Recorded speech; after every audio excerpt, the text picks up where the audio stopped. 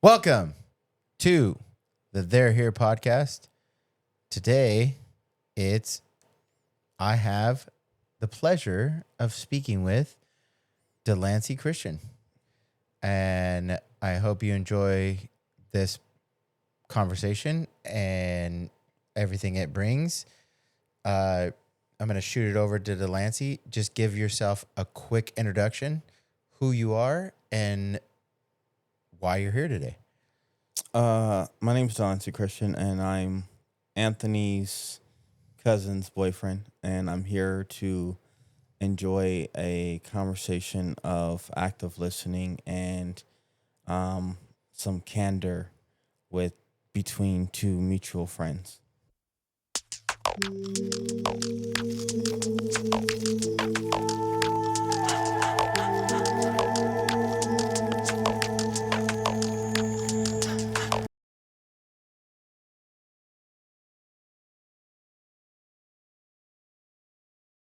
And really, so it is fun just to get together, have fucking, purposeful conversations about whatever, even if it's, lighthearted and witty and whatever, or if it's serious and philosophy. Matter of fact, since you said that, I just want to clarify some things that you said on this podcast. On this podcast? Yes. On which podcast? On your Anthony one.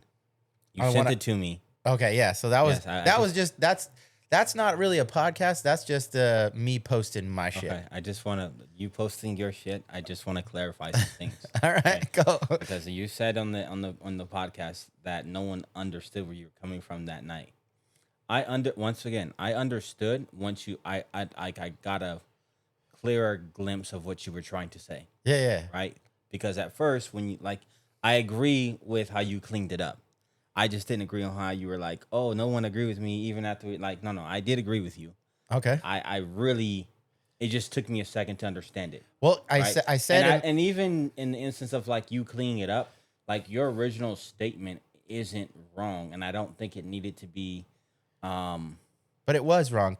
It was wrong. Sort only- of, kind of, right? Just because I used the word selfish, which the word selfish in itself has a definition, has a meaning, and me using that word muddied up what I was trying to communicate. Okay, no, it probably, like I said, I don't think it was wrong. It probably did mud it a little bit for some of us that are a little bit slower than you, right? Because you had the time to actually process what you said, right? So like, it just kind of hit us out of left field. We're like, hold on, Exactly. yeah, right.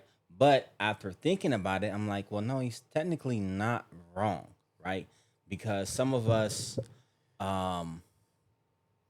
okay, so after that conversation, everything I do now, it's in the back of my head. Like, am I doing this selfishly or am I doing it selflessly, right? So, like, it definitely for sure, like, I started looking at the way I do things differently, right? And it's funny because, I work in Fontana and I'm right there, like, what is it? I think it's Sierra and Merrill. So Okay. it's in the heart of Homeless. all the homelessness, right? Yeah. So I get out my car now and they're all running up to my car. You have some change? You have, and it messes with me, right? Because before I would just be like, here you go. Now I'm like, okay, am I doing this selflessly, selfishly? Like, what am I gaining? What am I like? What feeling am I like? So it made me kind of like, I would say the way you said it, I wouldn't like. It just probably took a little time for us to get it, but what you said wasn't wrong. It's just one of those things that it's a process. The conversation is a process, right? Yeah. Some conversations you can have and people get it, you'll understand, and you're like, okay, good. Some things are like, okay, like that wasn't like I need to respond back to him right now. That was more of like did you listen type of question, because there's two type of listening. There's listening to respond, there's listening to actually like understand. And I think that night we kind of just listened to. We were all drunk. Well, yes, we were all drunk, right? But we were listening to respond. We weren't listening to understand each other, especially when you said your comment. So it kind of like, Yeah, I just wanted to clean that up. So it's still a little muddy because here's I think you touched on a great point, is that most of the time when I say things that I've already put a lot of thought into, Yeah. I'm kind of and seeing what happens, you know? Yeah. Like I am throwing the grenade and I want to see how the people respond. I'm assuming that everybody's going to respond with very limited understanding of what I'm trying to get across. And then it'll allow me to clean it up as I'm going. And then maybe I can peel it back. And then even more importantly is the whole point of the conversation. And the bigger point of why I even posted that video where I cleared it up is that it is to anybody and everybody who heard that. I hope that they do that. I hope that they go, oh, well, let me think more about this. But it's not to think, okay, so when you describe it as, okay, now when I do things, I'm trying to think, am I doing it selfishly or selflessly? That kind of gets a little bit away from the point. So the point being is that, well, not the point, but it was more of like I got a better understanding, right? Because it wasn't, like I said, it's something that you need to digest, right? It's nothing where like we can have this conversation and when it's done over with, right? So like I digested it. Like, okay, I really like the fact that me and Anthony didn't get a better understanding that night. All right. The fact that it was one of those agree to disagree conversations, like bothered me when I went home. Right. So I'm like, now I'm like, okay, well, I find it very selfishly. I find conversations intriguing. Right. So I can have a conversation with you. I may argue my point with you on the conversation and still low key agree with what you're saying, but I'm going to argue it just to get a better understanding of your mindset of where you're coming from on it. Right. There you go. And so like, that's what, like when I say I thought about it and like every little action was because like, number one, it kind of hit me left field. Number two, like we agreed to disagree. So now I'm like, where do I stand on what he said? Like, do I just, because I argued and told you were wrong. I didn't agree with you. So I'm now looking at it like, no, I do agree with him. And I'm like, I see where he's coming from because now, like, it gives me, like, everything I do now is like a second pause, right? When a friend calls us, oh, can you help me move? So am I helping this person move? Fuck no. Because, well, that's it, depending on what my mood is, right? But then you think like, am I helping this person move? So when I move, I have somebody to call, or you get what I'm saying? So now every little thing of like that I do, when I say I'm thinking about it, like, no, I'm not like overthinking it, but it's just one of those things where like that statement in its own makes you really think of like why I'm doing what I'm doing. Right. And it's not just like it brung purpose into what we do on a daily basis for myself and in the comment that you make. There you go. Right. So it's just like, okay. So, but it also leaves in, so for me, my journey of the whole, every action that I perform, every action that I voluntarily act on is telling me what my hierarchy of values are. So I put shit, you know, everybody's got it, right? You put certain things at the very top and there's things that are very low. Okay. Thank you to Smirnoff. This is actually good. Not sponsored by him, by the way, but have to we say will that. soon. Hopefully. So what it does is it leaves room for self-awareness. So you shouldn't necessarily be going, am I doing this because I'm going to get something out of it? That's not the point. Is you're going to get something out of every act that you do. But the point is just to pay attention to the things that you actually do. And then you can take inventory of like, okay, I say that my kids are number one, but are my actions proving that to me, not to the world, not to anybody else, to me? I think my kids are number one in the world to me. But other times where I do things that maybe didn't put them first, maybe I took something out, maybe I did something that put them aside, and instead of putting them in front. And then, okay, so I spoke it. I said that my kids came first. but that was an action that they didn't. And then if I wasn't actually putting thought into it, like you said, if I'm doing something and now I'm thinking about it, you don't necessarily have to think about it every time, but take inventory about what you're doing. And is what you're doing actually match the list that you made? Your hierarchy of values. You said it. You said it in your mind. You were like, this is what's most important, then this, then this, then this. And everything I do, I can go, is that revealing that to me? And it's really just a way to get to know yourself better, because then you can make adjustments, because your hierarchy can change. You could just saying this, but you could go, all right, let's say you're a dude in his 20s as a dating, and he's got this girl, and he's like, she's at the top. She's at the top of my list. But then, well, how are you acting though? What are your actions?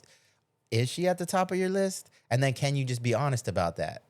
And then that could actually help you to make better decisions going forward on whether you're staying in this relationship, if you're not staying in this relationship, if you should be honest with her.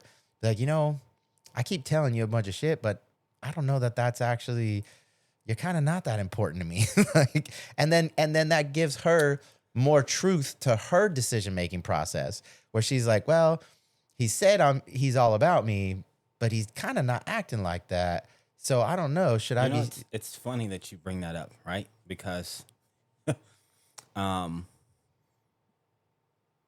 think it's different, right? Because through the generations, priorities and where you put things have changed, right? Yeah. If you talk of like your mom or your dad, my mom, my dad, right? Their generation grew up. It was God, like my wife, my kids. That's how they prioritize things. Hell yeah. Back in that day, right? So, and even to the instance of like you break it down to, like God as a man, my wife as a woman, my husband, then the kids, right? Because at one time the kids are gonna grow up and they're gonna move out, and it's still just you and that person, right? And I think now, like even myself, I do it, right? Even in a relationship, I tell the person, for example, me and your cousin, we've been together for a while now, and the hierarchy in our priorities, right, is God number one, right? And then it goes our kids, then each other. Okay. You get what I'm saying? So for me, it's God, both of my sons, Angelica. Well, let me just say it correctly, right?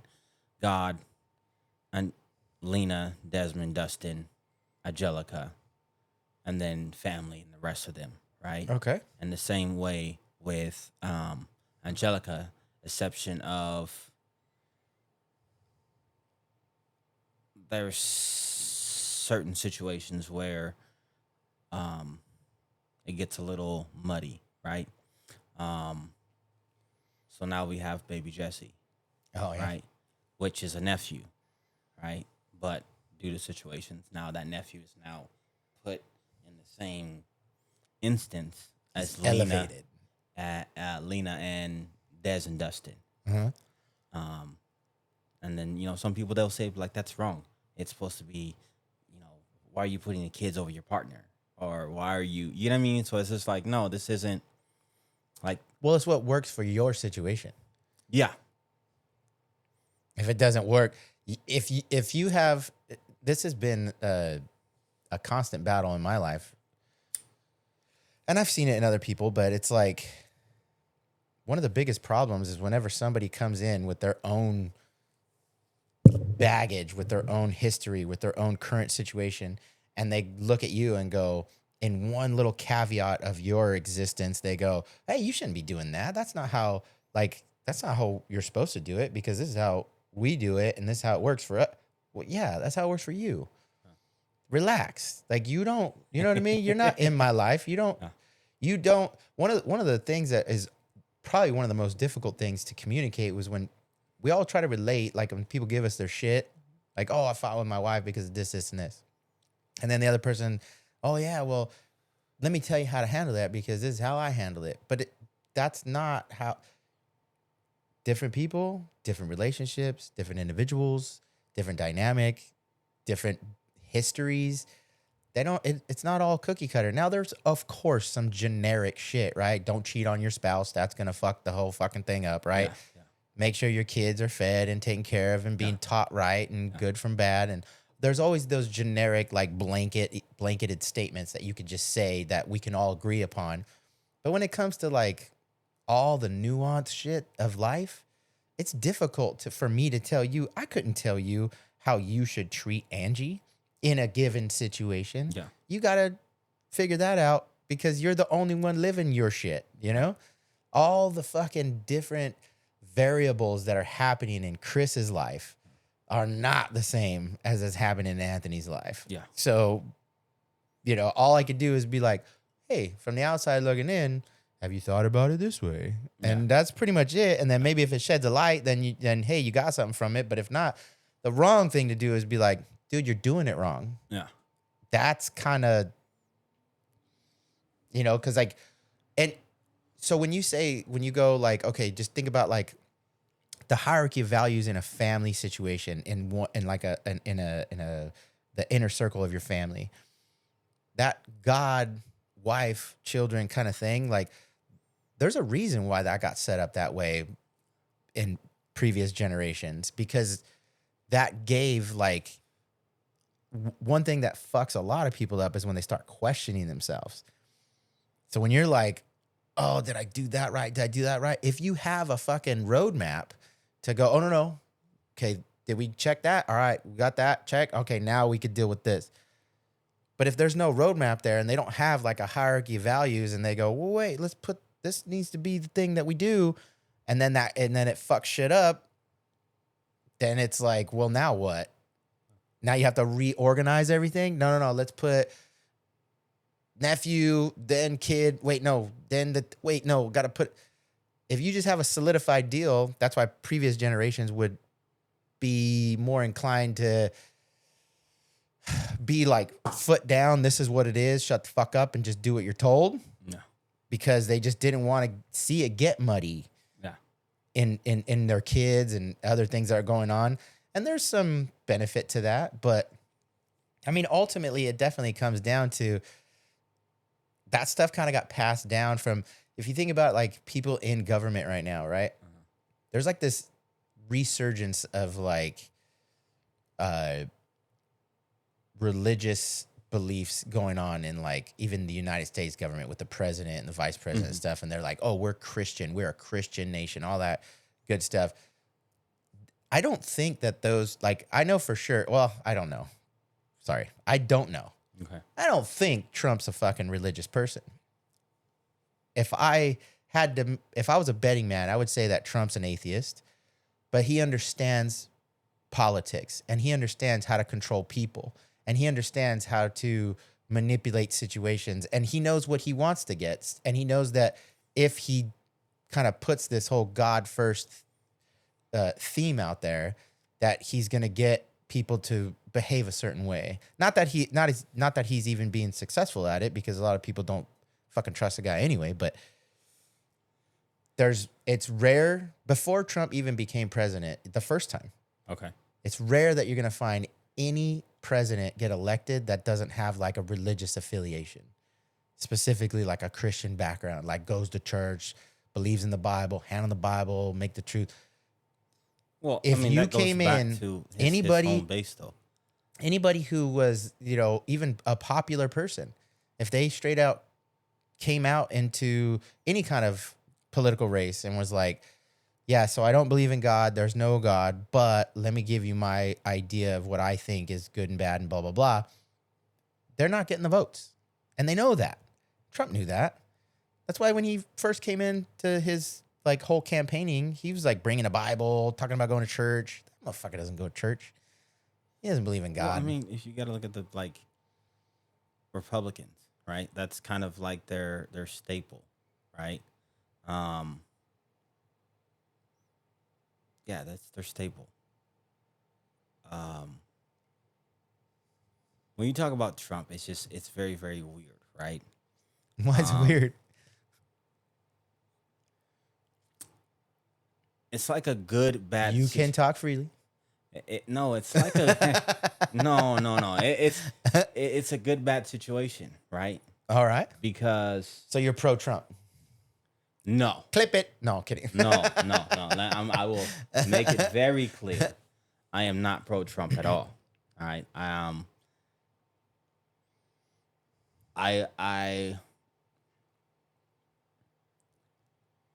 don't like the man personally. You don't know him personally. Okay. You're correct, right? I do. Um, I'm kidding. That's a joke. I really had to think like. Go ahead. I'll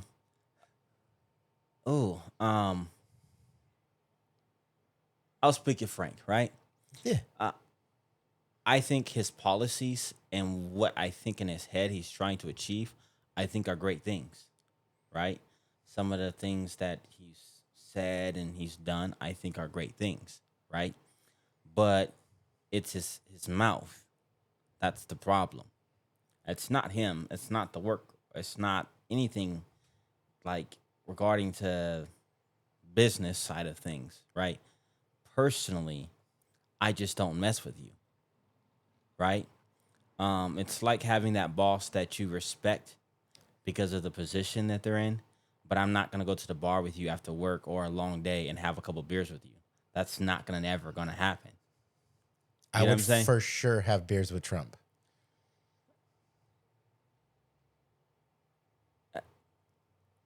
That's you. I just don't like some of the stuff that comes out of his mouth.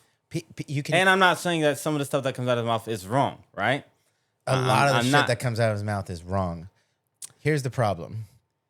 No matter where if you allow your understanding of any political figure to ramp up your fucking emotions in such a rage that it causes you to deviate from normal life, where you're breaking friendships or ghosting people or giving people shit about it of their thoughts or whatever.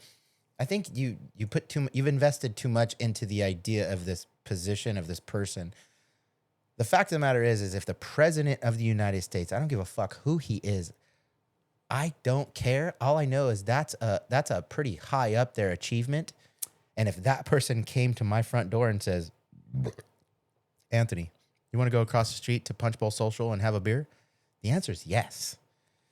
And everybody and their mother that wants to give me shit about that and be like, you would have a beer with that guy? I don't fucking know that guy. Okay. So he just asked me to have a beer? The president of the United States. So in that aspect, right? Would you have a beer with Roger Goodell?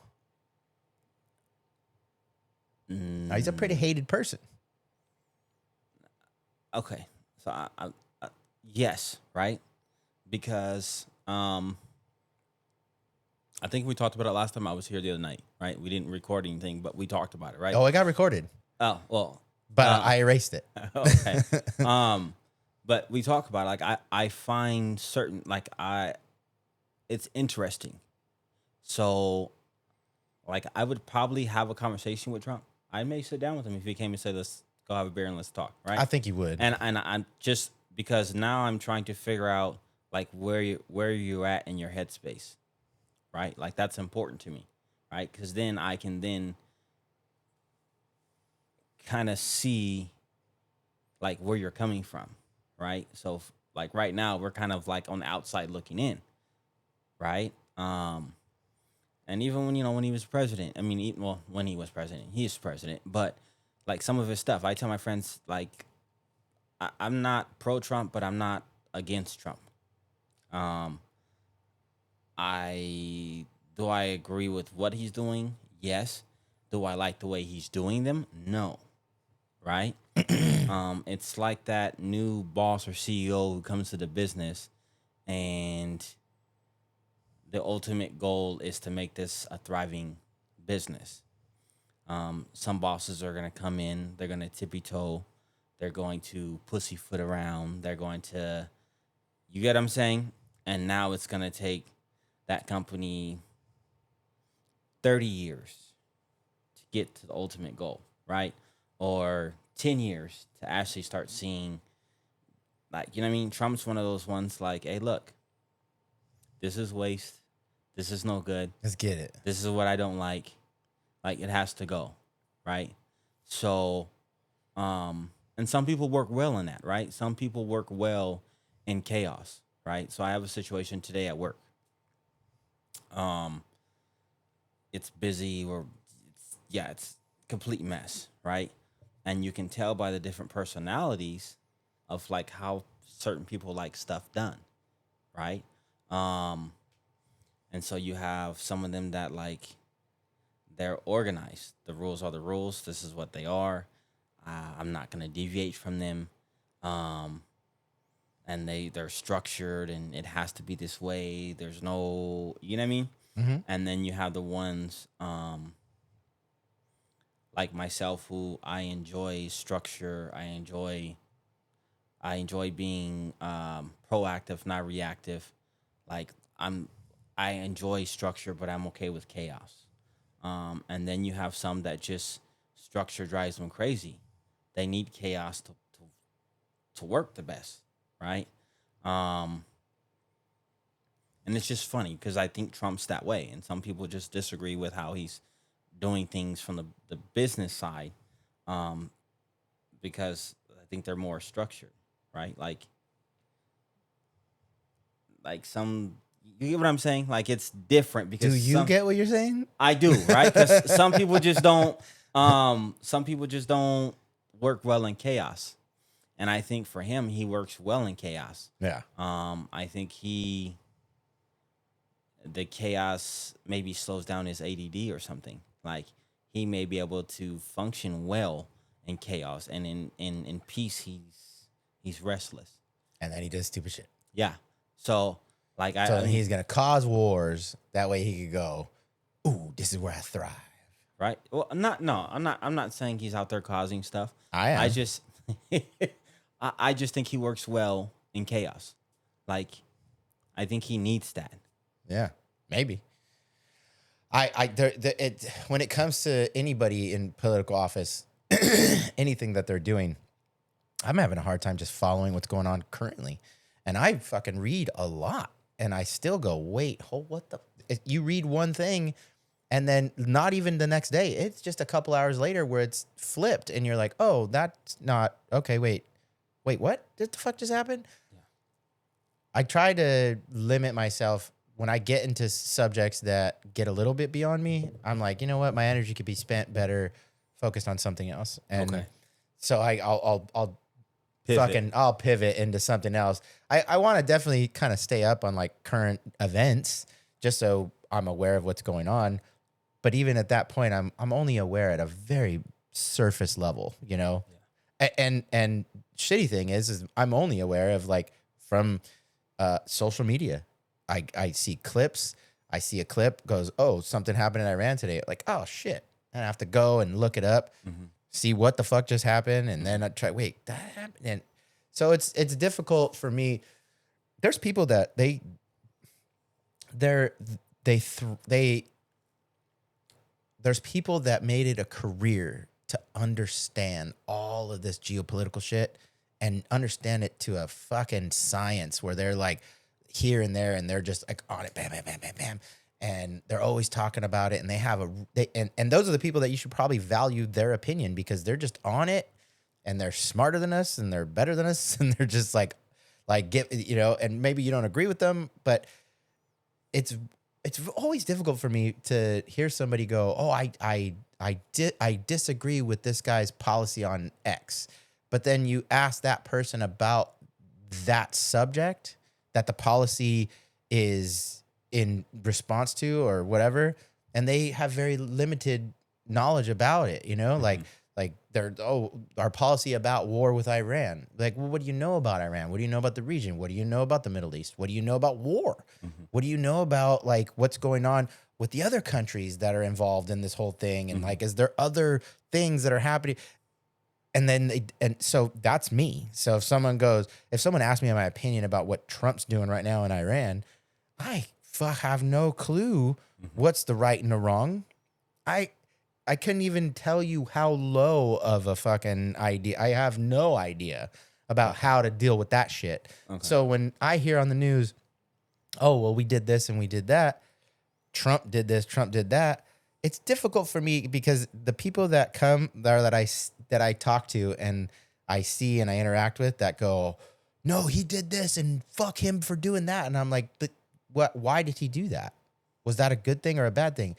But fuck him. Well, hold on a second. Like, how do you? I don't understand why you're so up in arms and really pissed off about this one thing that he did when you don't even understand what it takes to be at that position of office, running one of the biggest powers in the fucking world, having these geopolitical fucking conflicts that are going on, and you, Anthony Espinosa from Rancho Cucamonga, California, oil field worker who spends most of his time bullshitting with his friends about this and that and drinking beers. I fucking couldn't tell you.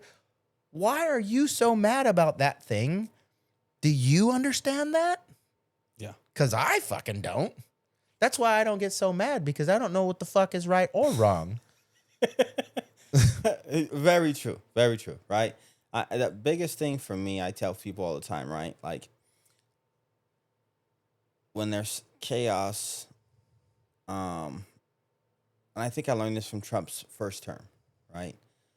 When there's chaos, you got to start looking at the little things, the little stories, right? Because I feel like Trump's one of those ones that creates a big story. So what is really the big story gets pushed to the side or overlooked because he's doing something else, right? Like Walt Disney and the creating Frozen. So there was this idea, this conspiracy where Walt Disney was frozen, or his head was frozen, or something was frozen. Okay. And there was all these like viral clips that were going around talking about this like thing that we all found out about now, that he froze his head or his body, something got frozen. And so there's all these things about Walt Disney frozen. So then the Disney company, whoever was running at the time, was like, we need to get the narrative away from that.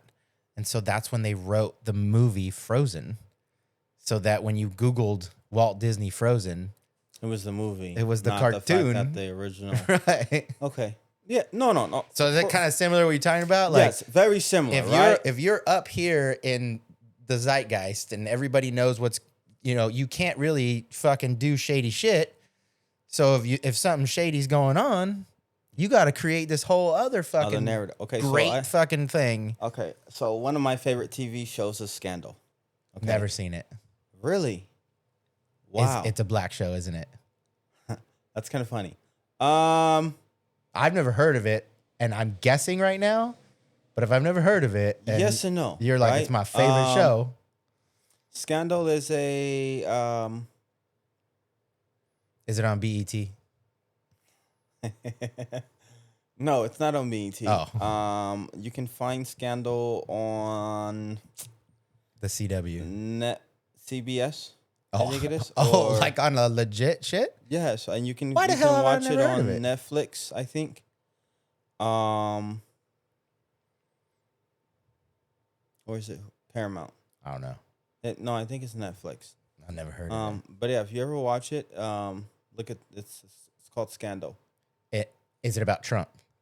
No, it's not about Trump. Oh. It's just about how it's kind of okay. So there's an actor. She's a black African American lady, black lady. Her job is to clean up scandals.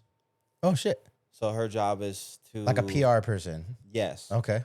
But her PR stuff has to do primarily with like higher echelon political people. All right. Such as people like the president, people in Congress, Senate, things like that. So she's normally in the background when scandals come out, cleaning stuff up. And so, yeah, shows like that. Have you ever watched, let's see, Scandal? One of my favorite political shows, and I don't think it's not a black show, and it's not on BET for sure. Have you ever watched? It's called The West Wing. I've heard of it. I've never watched it. Wow, bro, you have to watch that movie. I think my dad was a big fan of that one. Yes, it is. You know what's funny is it's so old. Like normally when I watch stuff that's older, I'm like I get bored very quickly, and that is the only show. And I'd lie not. I can watch that show from beginning, season 1, episode 1, to the very, very last one. I've watched it 3 times. And every time I still enjoy every bit of watching that show. Really? And it's like an old show. Yes. Shit. Yes. Well, I'll have to check it out. I'll check it out. Look, okay, I'll give you. There's a quote from them that they have, and it's actually one of my.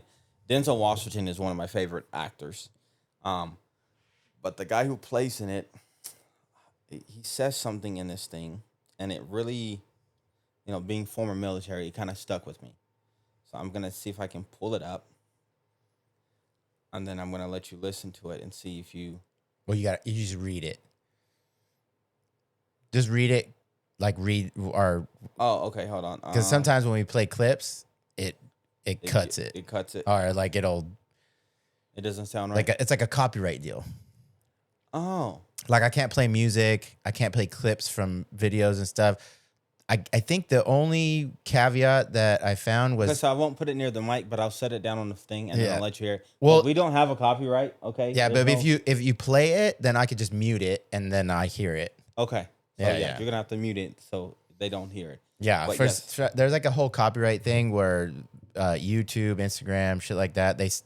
They'll take my video down and say, you didn't have permission to fucking use that.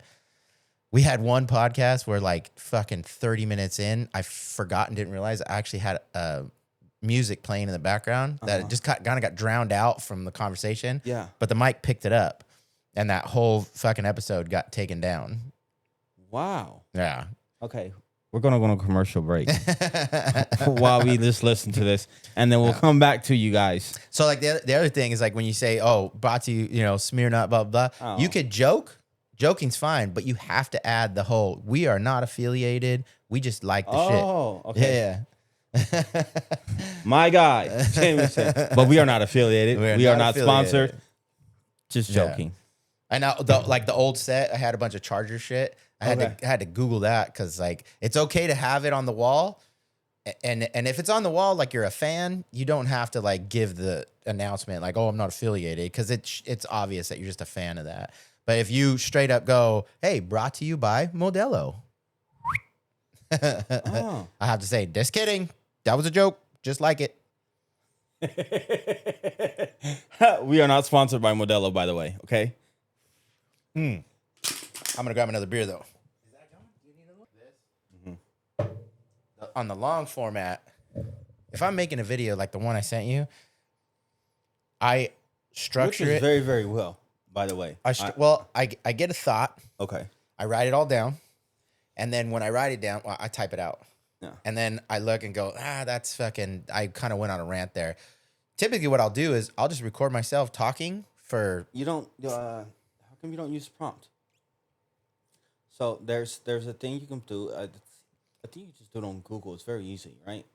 Yeah. You can set it on prompt, and you can set the speed, so it allows you to speak. But once again, it's not like you're looking down. You can actually set it like where you're sitting here. Set your recording thing here. You can set it up there, and it'll actually. I mean, for you to work out very well. When I was doing real estate, there was a media guy. This guy Jason, fucking shout out Jason. He's amazing. He did the videography and all that stuff, and he set up a teleprompter, and he would have these scripted little reels that we would create at the agency, and so teleprompter, all that stuff. I get that. I don't do a teleprompter. I can, I might end up doing that, but really, what I like to do is because I want my thoughts to be my thoughts. So I'll usually what I'll do is I'll speak and then speak to where it's copying it on my phone. It copies it, right? So speak to text, and I'll just speak, and then I'll reread it and go, damn, I just fucking ranted right there. That was people are gonna get lost on what I was saying. So when you edit it, and I'll delete it, and then I'll structure it on my little notepad or on the notes app. I'll structure it and then redo it, and then I'll be like, okay, I can get rid of that. And then I have my little thing, and I'll be like, okay, here's your points, and then I'll read them, and then I'll speak them into the fucking camera, and I'll record that whole thing, and then I'll just clip out all the blank spots where I'm reading and stuff. So that's how I do those. But on these, the point I was trying to make is that on these long format podcasts, I don't edit none of this out. So typically, like looking stuff up on your phone in silence doesn't really go good on long conversations. Okay. But if you got something like quick, whoop, whoop, whoop, then that works. Because we get like about 10 views. And so if they're watching us looking shit up on our phone, it drops down to like 7. I really was trying to see what to say on the copyright infringement because I want you to hear this thing, but I'll let you just mute it out or edit it. Yeah, play it. But I want you to listen to it, right? Because it's very, very, yeah. It's good shit. Right? So, like, and it's funny because I can watch this over and over and over and over because what he says, and that's probably why it's one of my favorite, like, TV shows, right? Like, I legitly, like, I watch Law and Order. I have that on, like, SVU. Yes. all of them, right? I even have like the old school Roku has it like the free live TV thing. Yeah. So like when I'm like I like white noise. So when I sleep, so like I have it automatically go to Law and Order, and it's not even SVU. It's the old stuff like our parents watched. So yeah, it's kind of funny. My son's like, bro, why do you listen to? Well, because my parents went to sleep. That's what I heard. Yeah. You know? So yeah, no, yeah. If you get a chance, man, please watch that. So he brought up a point to take it back to the original, what we first started talking about is the guys who run into the fire. Why do they run into the fire? Are you asking me? Yeah. Oh. See, I don't know because you messed up my theory. I don't know if they're being selfish or selfless. No. So that's I was joking. But that's where I fucked up is by using selfless and selfish. Don't use that. Use their hierarchy of values. So the person that runs the video I sent you, what I even gave that description where I said a person who runs into the danger. The person who runs into the danger, let's say there was danger right now. And a person who would run into the danger at that point, they valued to risk risking their life was a less value to them than helping that person, which is an admirable quality. Well, I'm going to let you know, it all depends on what danger came right now. But would determine if I was trying to be a hero or not.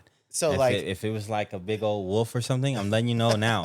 I'm gonna be a bitch and I'm gonna run in the house. So that's it. Okay. So I gave this example. It's like it's a big ass snake coming. Yeah. Alligator. I'm running my bitch ass back in the house. If there's let's say this is like a scenario, right? Let's say we're in a crowded place. It's just me and you. Our kids are not there. It's just me and you, and then shit goes down.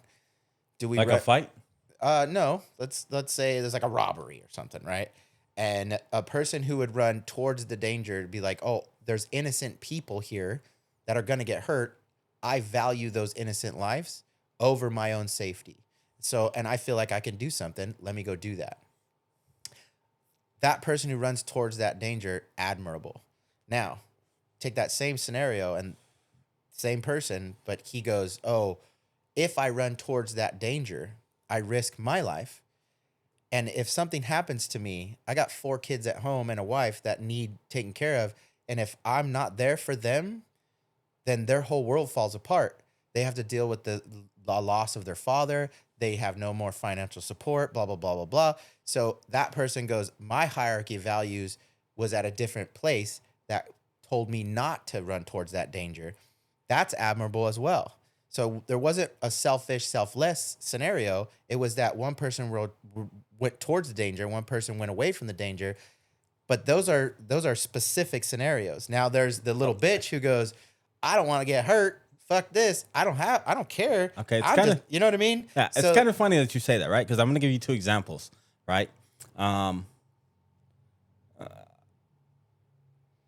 It's funny because I really can think of two examples where I'm both, right? I normally don't. I have a genuine thing for people, right? Like I like to take care of people. I like people to be taken care of when they're around me. So I do have a Captain Ho complex, right? But it's funny because I was in the Army. I did time downrange.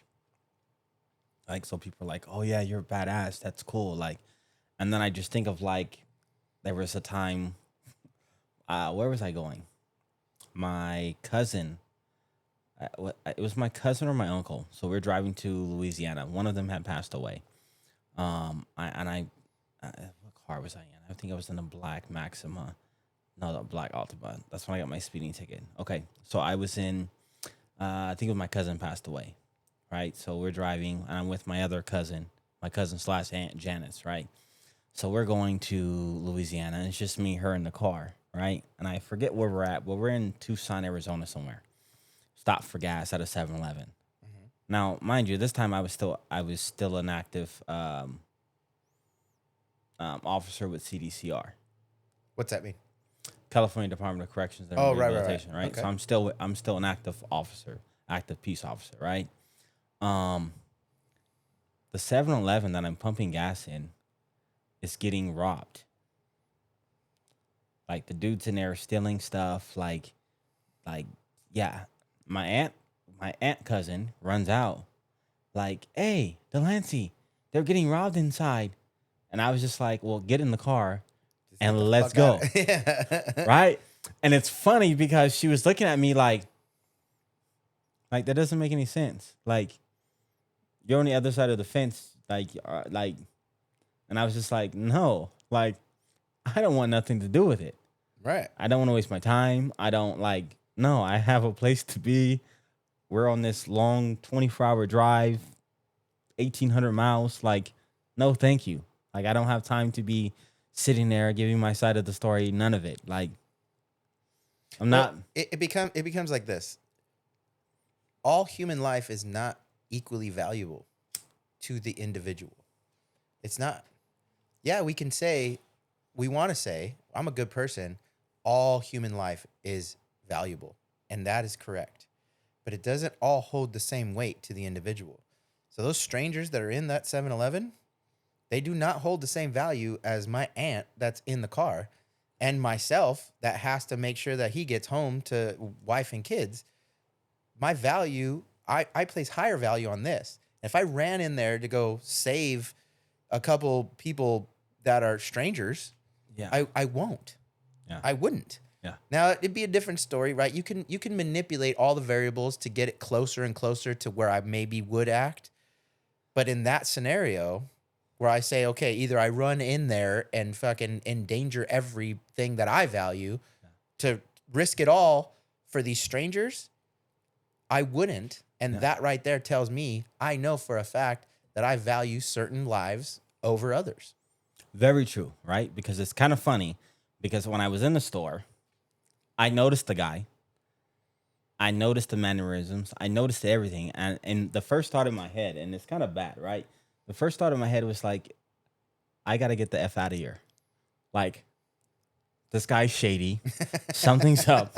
And look, bro, I got a half a tank of gas that I just need to fill up. So please, if you can wait for me to get the F up out of here, I will greatly, greatly appreciate that. Like, yeah, it was kind of funny. So when you said it right now, I was just like, yo, that's all bad. Because I that day, I just was like, I don't want nothing to do with it. Like, leave me alone. Yeah. I mean, even now, right? Now that I'm retired, because, you know, when you're active, it's kind of mandatory for if certain things happen for you to respond, to act, and to get involved, right? I think one of the happiest things that happened was when I officially retired.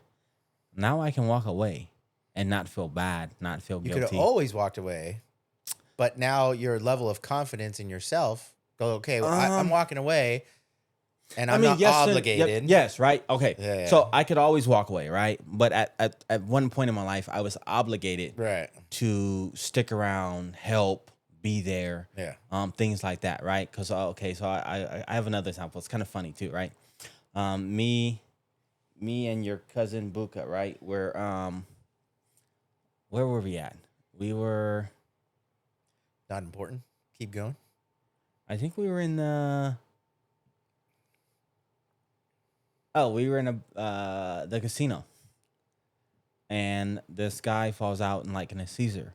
Like we're at the tables, we're playing, and this guy falls out in this having a seizure, which is kind of medical emergency. Is kind of important, right?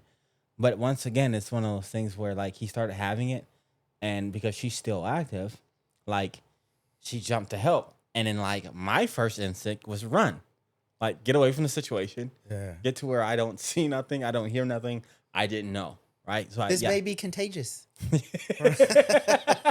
Exactly. COVID just came, and I don't know what's going on. Let's get out of here. Yeah, it's very very similar. So yeah, it's kind of But yeah, when that happened, I was just like, yo, that's kind of.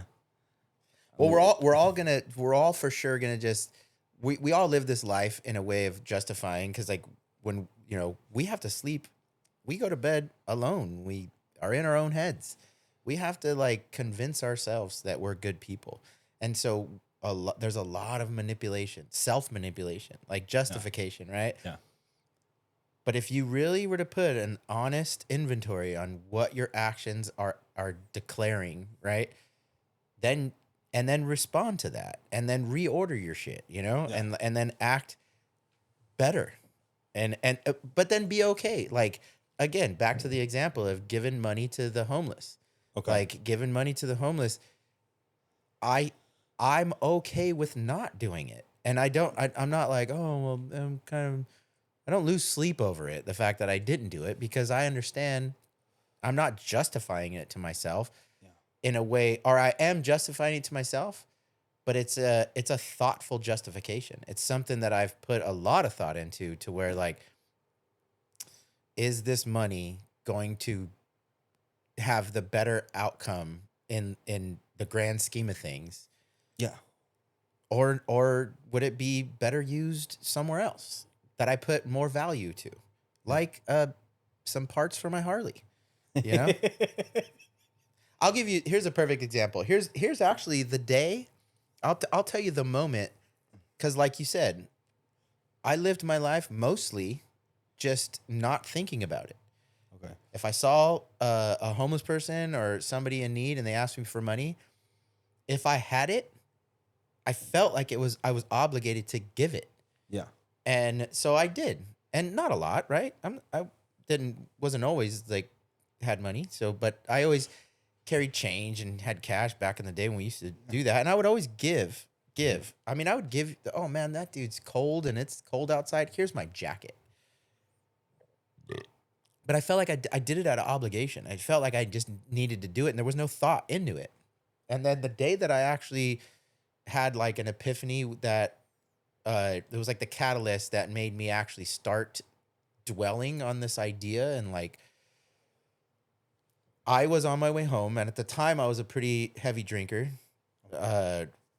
drinking every day, but a functional alcoholic, right? So like, get off of work, I kept my job, get off of work, stop and get some beers, go home, have some beers, rinse and repeat, right? And I was broke. I was always broke. So like a 3-pack of tall cans, or even sometimes I'd only have a couple bucks. And at the time I would say, I'm such an alcoholic that I remember exactly. I can get a 3-pack of Bud Lights that were 25 ounce, not 24 ounce. So it was like more bang for my buck. I can get that for $5 at the local liquor store. So if I had $5, I was going to have a 6-pack of beers with a couple extra ounces. And I stopped at a 7-Eleven. I had exactly enough money to put enough gas in my tank to get to work the next day, and buy me 2 tall cans. I didn't have enough for a 3-pack, but I can get 2 tall cans. And it was going to be some shitty beer. I wasn't excited about it. I was like, fuck it. But it was enough to do the job. Enough to get me a little fucking buzz. And I was super, at that point, you're living moment to moment and you're just excited about that moment. I was walking into the 7-Eleven. Dude was out there. He obviously hard times. You could tell, right? And he's like, hey, man, you got a couple bucks. I'm hungry, blah, blah. I was like, fuck. You know what? Here. And I gave him my money. I don't remember. It was like $3, right? Or something like that. It was enough for 2 tall cans. Okay. Gave him the $3, went back. Or I went in. The rest of the money I had to put in gas. Okay. So I walk in. I go up to the teller, and I'm paying for the gas. And this motherfucker walks in right behind me. Walks over, grabs 2 tall cans, gets in line right behind me. And I look at him, and I go, I didn't say shit. I paid for my gas. I went out. But that was the moment that I went, all that, like, I didn't think about it enough. All I did was go, dude's hard up. And the only thought I had was, do I really need my beer? Or is this guy, this guy fucking probably needs a burger or something way more than I need my beer. Bam, boom. Super quick thought. This guy over my shit, whatever. And it's beer, right? What an alcoholic I am. I need my beer over this guy's food. But he just fucking walked in and bought the same 2 beers that I was going to buy. And I thought, I went to my car, I'm pumping my gas, and I was like, I need to rethink this whole fucking situation. Like this whole situation of like giving money to homeless people specifically outside of fucking gas stations and liquor stores. Because a deeper thought went in. I was like, dude, I fucking work hard for my shit. I got fucking 4 kids. I got house payment. I got all this stuff. This motherfucker's just lazy ass just sitting at the fucking gas station begging for change. Who deserved the beer at the end of that day? Yeah. I just worked fucking 10 hours or whatever it was. This bitch just sat here and fucking collected change. Does he deserve the 2 beers or do I deserve the 2 beers? And my hierarchy of values at that moment changed. I was like, I probably could, if I really wanted to be a better person, that money could have gone to something way better than 2 beers. But in that moment, I for sure deserve those 2 beers over that piece of shit. I think we talked about it, right? I definitely agree with you, right? Like if you worked your butt off and you have a little bit of change left, then yes, I think you should take that over the bum, right? Like I get he needed a beer. I'm the guy that's probably gonna. I keep like an extra big cup or something around, so I would probably bought a 24-ounce, and I probably would have poured half of that beer in mine, and then I would have gave him the other half, right? way more than I would have done. Yeah, but once again, I told you I respect like if you come and tell me, and I've had the same situation happen to me, right? So if you tell me you need some food, I'm the guy that's gonna go buy you some food and drop it back off to you, right? I've done it. I will do it again, and that's something like with my kids. I make it kind of an effort with him. There was a situation in Moreno Valley where a bum had asked me for some food, and my son had kind of looked at him like get away, like looked down at him a little bit, which bugged me a little bit because I'm like, you spoiled motherfucker, like. So anyways, I end up buying guy a bean cheese. He's like, look, I really just need some food, like whatever, you bum. And then my son made a comment on the way to the drive-thru. Like he met me like at the beginning of the drive-thru. So when we got like to the speaker, on the way from seeing him to the speaker, my son had made a comment like, oh, he probably just needs it for drugs or something, right? And it kind of bugged me a little bit that my son had said that because I'm just like, bro, like you don't know, why are you judging? Like, yeah, this is, anyways. So, I bought him food, and I made my son get out the car and go hand it to him and tell him have a good day. But I'm also about honesty, right? I think we talked about it when we were recording, but not recording, right? If you tell me, hey, bro, look, I'm a bum. I need some change. I'm trying to get a beer.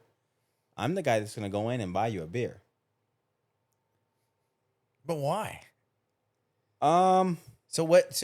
So to me, right there in that moment, in that specific description, what you did is you said, "I this $3.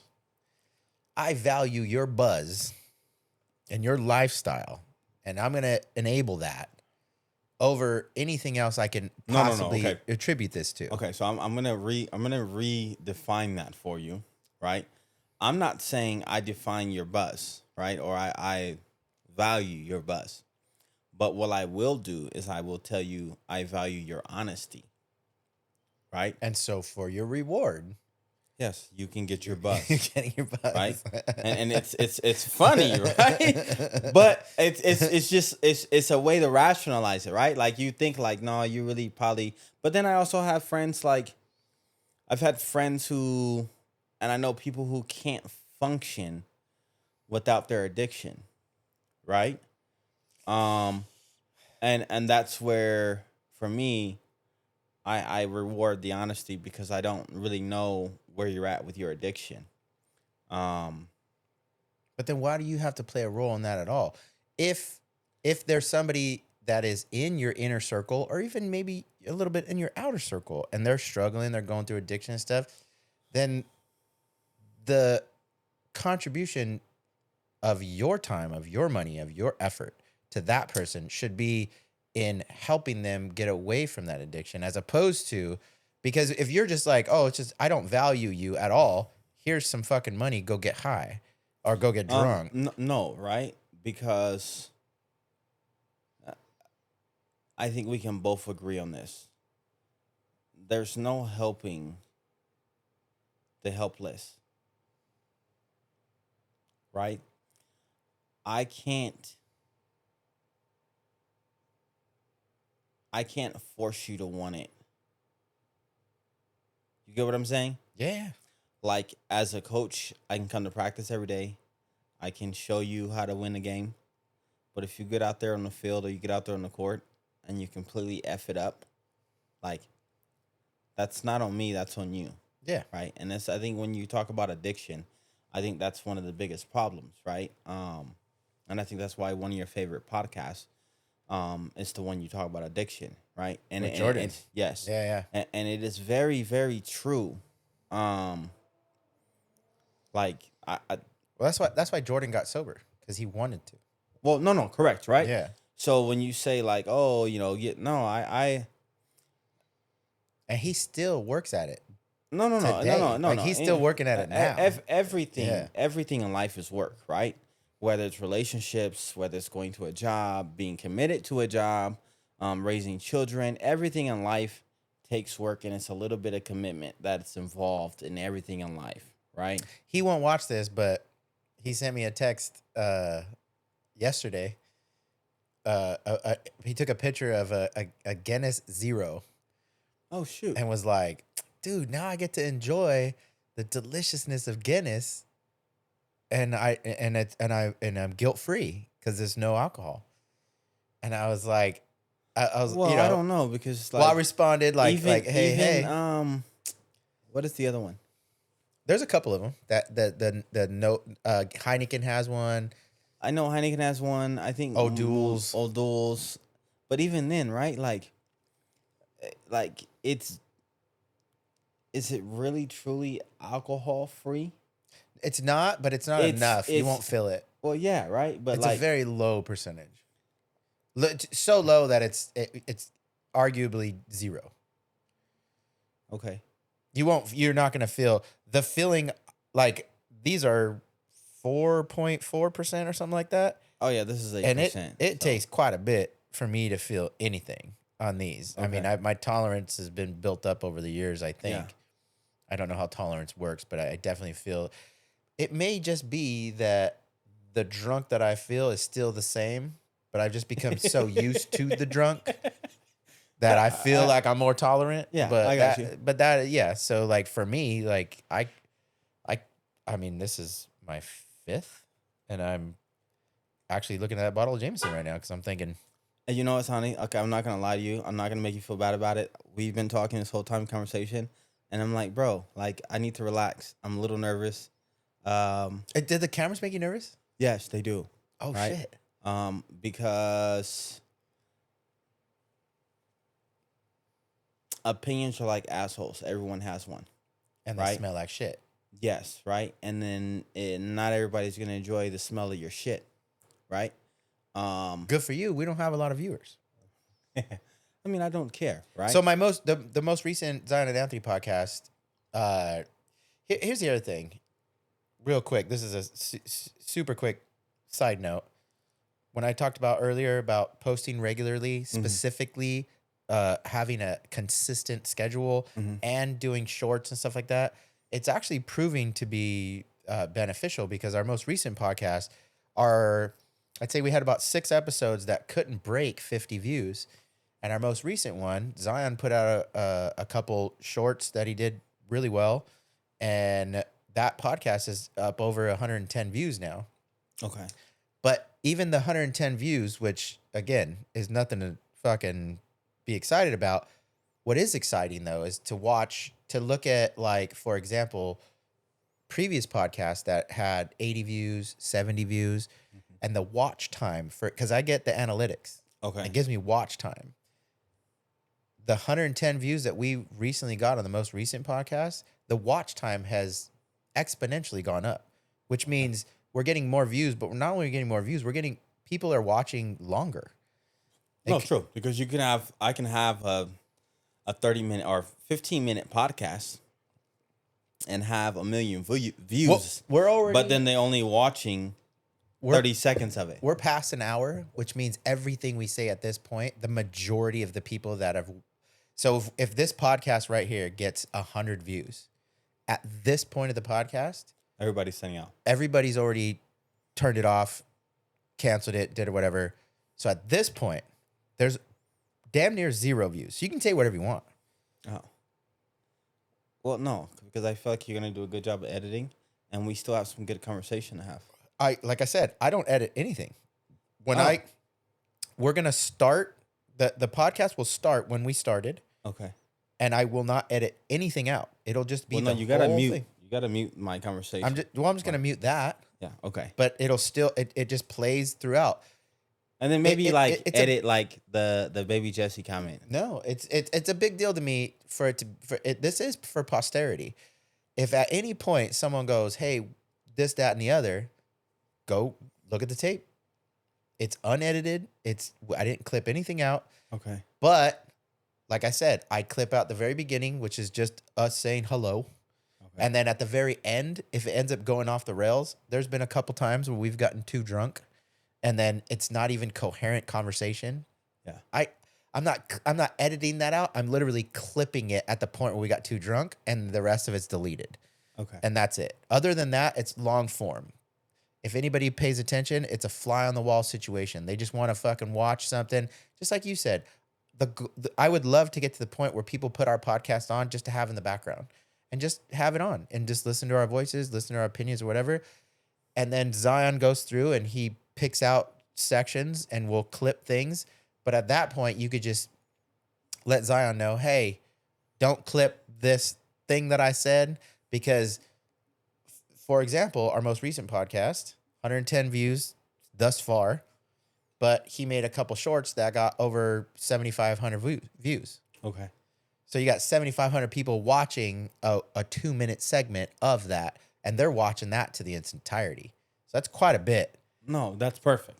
You know what I mean? I mean, if I can get 200,000 views on a 2-minute from something of this conversation, I think that'd be pretty good, right? Yeah, and now you're lost. Now we forgot what we were talking about. I'm still thinking about the shot, low key. Oh, let's have a shot. Let's have a shot. Hell yeah. Actually, I just before you came, these shot glasses were dirty as fuck because they've been sitting out here. So I took them inside and washed them. I was like, God damn, because I brought them out here when you were over here on 4th of July or 5th of July, something like that. July, which got me in trouble. Oh, you got in trouble? No, yeah, it was like a couple days after 4th of July. Yeah. The day you came over. Yeah. Hey. Our 3 o'clock in the morning conversation. Yeesh. Cheers. That was good stuff.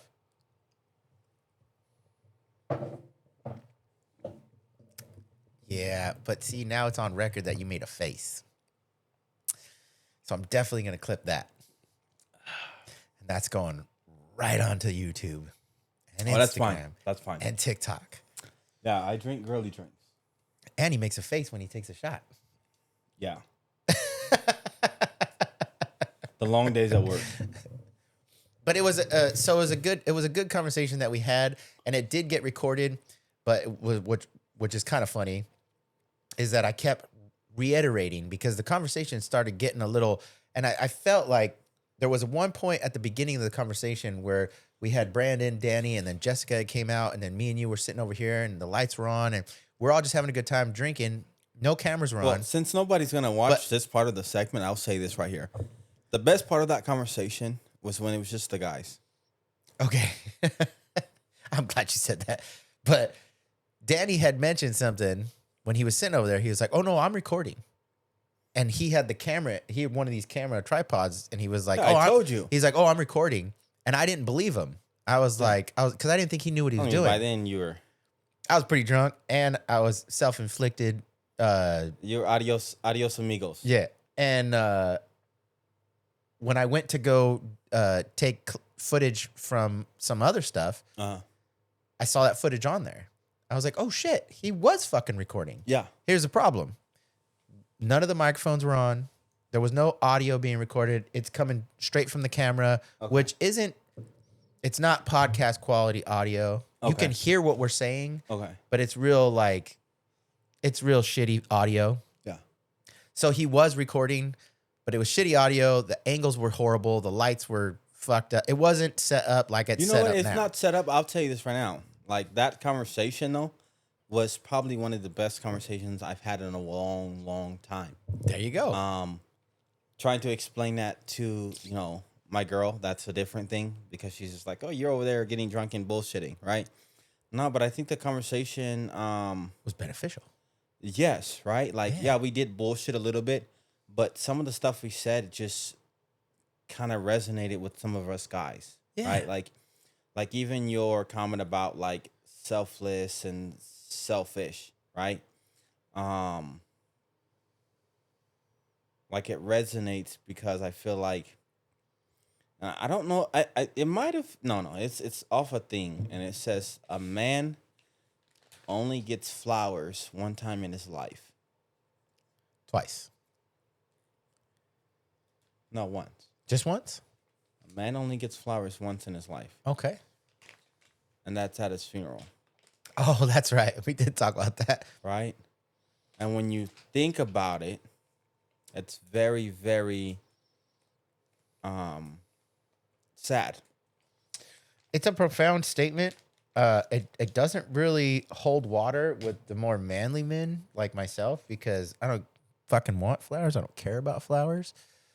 Oh yeah, but I'll tell you this, right? Like I get what you're saying. I don't want physical flowers. Fuck that. That's kind of whatever, right? More importantly, but when you say flowers, I think it's more of a respect thing, right? But what that you made that comment in that conversation. You made that comment, and then I added to that comment by quoting Chris Rock's stand-up bit where he said, everybody is loved unconditionally. Your kids are loved unconditionally. Your dog is loved unconditionally. Your wife is loved. Everybody's loved unconditionally. Except a man. But a man is loved under the condition that he provides something. Yeah. And that is true. And that definitely, let's just start the podcast from here. Yeah. Because this is when the conversation is going to get real now. Yeah. That's the one that does get me because I'm never in it for the thank you. But what I can say, coming from personal experience, is that anything I do, whether it's a coworker or a cousin or a friend or a kid, my giving will stay given. Because like we talked about earlier, I've done a lot of deep dive into myself and like why I do the things I do. And the thing that I do for the people that I do it for, I'm getting a lot out of that, so I don't need nothing from them. But what I can tell you is that if you let's just come up with a hypothetical here. You're I'll call you my cousin Chris. If I do something for you out of just because I want to, I feel good about it, and you show gratitude, that definitely makes me excited about that. And so the whole reason of even doing it, like me feeling good about it, I feel better about it. I'm going to do that thing more. I'm going to do that thing to a higher level. That thing's going to be better for you, the fact that you were grateful for it. So whenever I receive gratitude from anything that I do, it just makes me do that thing more, which in a really twisted, maybe narcissistic way, it makes me look at those people and think, when you're not grateful, I feel bad for you because you're going to get less of this.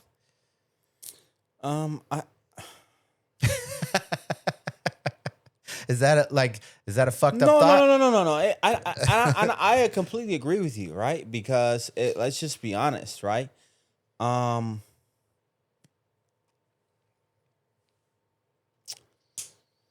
I think men are in today's generation undervalued. All right. And I think we talked about it that night, right?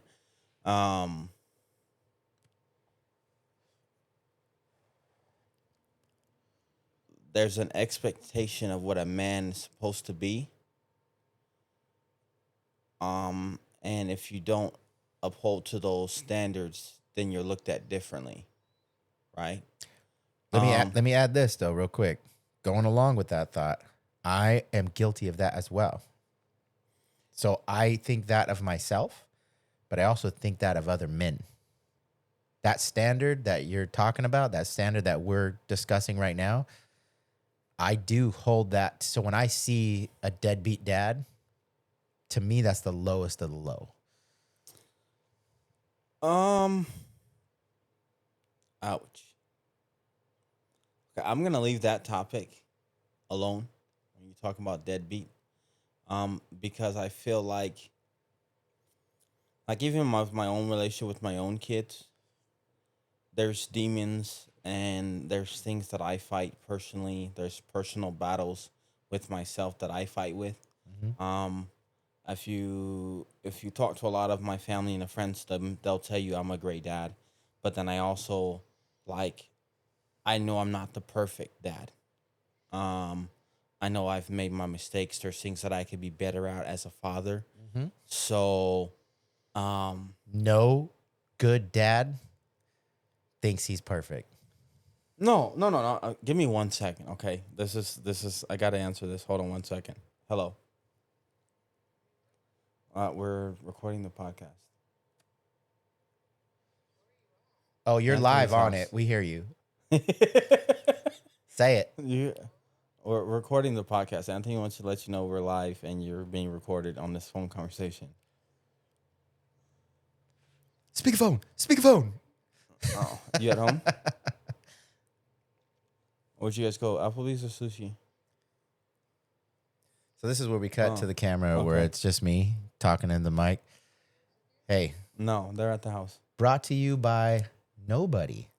This podcast is being brought to you ad-free.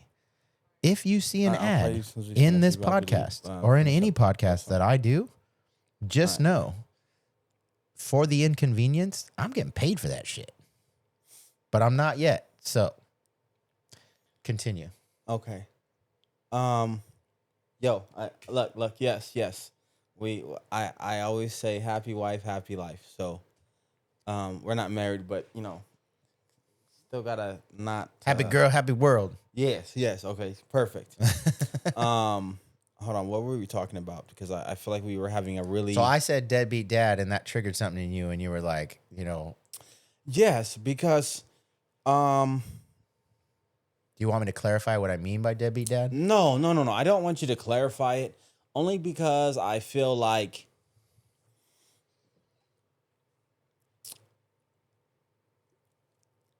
I go back to my original comment. I think men are undervalued, right? And I think a lot of females today use the kid as a bargaining tool to get what they want from men. So, like, is that really a deadbeat dad, or is that really a manipulative bitch? Right. So that you're. But I'll leave it there. No. We're not gonna go into that one anyway. Because the whole that's the whole thing is there's when I say deadbeat dad, I just want to clarify what I mean by that is a dad who has kids and doesn't make a responsible effort to be part of their lives.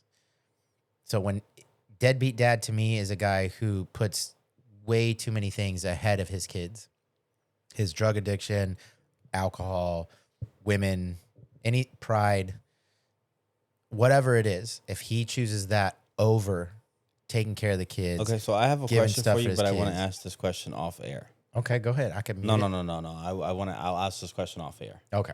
Because I don't want you to have to. Yeah, I'll ask you this question off air. All right. Just remember that, because right. I have a. I don't want you to have to cut it, because we're gonna have a conversation. Yeah, so I don't have to cut this, but I've known many deadbeat dads. I'm not one of those deadbeat dads, and I could say that wholeheartedly with confidence. I have 4 kids. I got 4 of them that I guarantee you, even one of them that don't talk to me, will tell you that I'm not a deadbeat dad, quote unquote, because I made the effort to be there for them, to do stuff for them. I'm going to finish the podcast with you, but just we're going to have a conversation. And I feel like this is going to be another 3 a.m. Not go to work night. But it's okay, though, because it is Thursday? Okay. Well, it's Friday morning now, but it is Thursday, and I've already worked 45 hours this week. I work in the oil field, man. Yeah. I don't know what day it is. Yeah. Okay. So we're good. But I don't want you to forget that, because I legitimately have questions for you. Yeah. But it's a personal conversation outside of here. So yeah. Well, we're not gonna. That's not something that I went on the podcast. But so I dealt with it. It's definitely, from my understanding, from people I've spoken with recently, it's definitely taken a turn for the better. But in the early 2000s. And I don't know how far before that, because I didn't experience it before that time. But when I went through my divorce and went through child custody and all that stuff, there was this huge. They just were after the fathers, and I was a victim. I think I was a victim of that, because there was. I mean, I can go on for hours about this topic, but just to sum it all up. I went to court for 10 years fighting for equal custody of kids that I had full custody of. I had full custody of when their mother disappeared for 2 years. When she came back, she basically went to the court and said, I'm sober, give me my kids, and pay me to have them. I thought, this is ridiculous. I laughed about it. I didn't even take it seriously. Showed up to court the first day thinking they're just going to just throw this out. This is ridiculous. And they straight up went, nope, full custody to her. You get visitations and you're going to pay her to have them. I was like, what? And then from that point, I fought for 10 years to get to the point where I was only even at 50-50 custody. But I fought the whole time. I never gave up. I never wavered. And I know a lot of guys out there that went through a very similar situation. From my understanding, the courts have kind of, thankfully for social media, I don't think they've wavered, right? I think it differs from county to county, right? It's gotten better though. Definitely it's gotten better, but I think it differs from county to county because, for an example, with my children, me and my ex-wife have come to an agreement, and so she took me off child support. So I still give her money month to month. We have an agreement with that. But before then, it was kind of ridiculous, right? Because, so I'll give you an example. She took me to court for child support. She wanted money. We had spoken. We agreed on a certain dollar amount. when Riverside County, and I only point them out because I think they're fucking bitches, and I don't fucking like Riverside County. Okay. But Riverside County showed her how much more she could be getting for the kids. And then we went from having an agreement to now we're sitting there in mitigation, like trying to figure out like the best money. You get what I'm saying? Mm-hmm. And I feel like been there, done that. Like what are we doing? Are we doing what's best for the kids? Or are we doing what's best for you? There's now situations now where my ex-wife is now married, and she's married to a guy from the Dominican Republic. And it's very frustrating how automatically, and it's funny because I got in trouble before it. So I'll give you an example. My kids just got dropped off to me my kids just got dropped off to me a month ago. I have my kids during the summer break. And I think it's funny how every first of the month, my ex-wife texts me and asks me when I'm going to give her some money, right? She remembers. On the 27th, 25th, I'm getting text messages about she wants her child support money. Yeah. But on a month ago, when I told her to drop my kids off to me, she couldn't remember my address, which I have been at for at least 3 years. So it's the scenario of like the mouse in the maze to get the cheese. You teach him how to get the cheese, he's gonna get the cheese. Yeah, but that's I don't know. I got in trouble because my comment during the conversation because I was talking to my son at the time. I called my son. We were talking about something else that his mom had called me about. So I was having a conversation with him about how he was being a little bit disrespectful. And then in the middle of the conversation, and she's like, "Oh, tell your dad to send me his address." And I'm just like, and don't get me wrong, I was. You said something in the sense of, "Bitch, you know where I," right? No, okay. So I'm not gonna lie. I said something on a sense of like, "Bitch, like I don't get how you don't know where I live, but you can't remember where the fuck I live, and I've been here for 3 years, but every month you remember to ask me for fucking money." Yeah. Like your address don't matter to her. You can remember. That doesn't like. Okay. Anyways, you're gonna get me on a whole different rant. That doesn't matter, right? And there's situations with I'll tie this in with Trump, right? Oh. Crap. There is a policy where Trump is trying to if you pay child support, you're allowed to claim the kids on your taxes. I may not like him, but that policy itself, I think, is going to make women more honest. Because I think it's shitty that I have to pay the max amount of taxes because I'm a single, according to Uncle Sam, I'm single, right? But I still provide for my 2 children. And then the mother who gets to ask me for fucking money every week. And, hey, the kids want to play sports, and I need you to pay for that. I need you to volunteer your time for this and that and this and that. But yet you get to claim them. Mm-hmm. But I, like, Uncle Sam's in my pockets like I'm rich. But no, I'm just trying to maintain myself.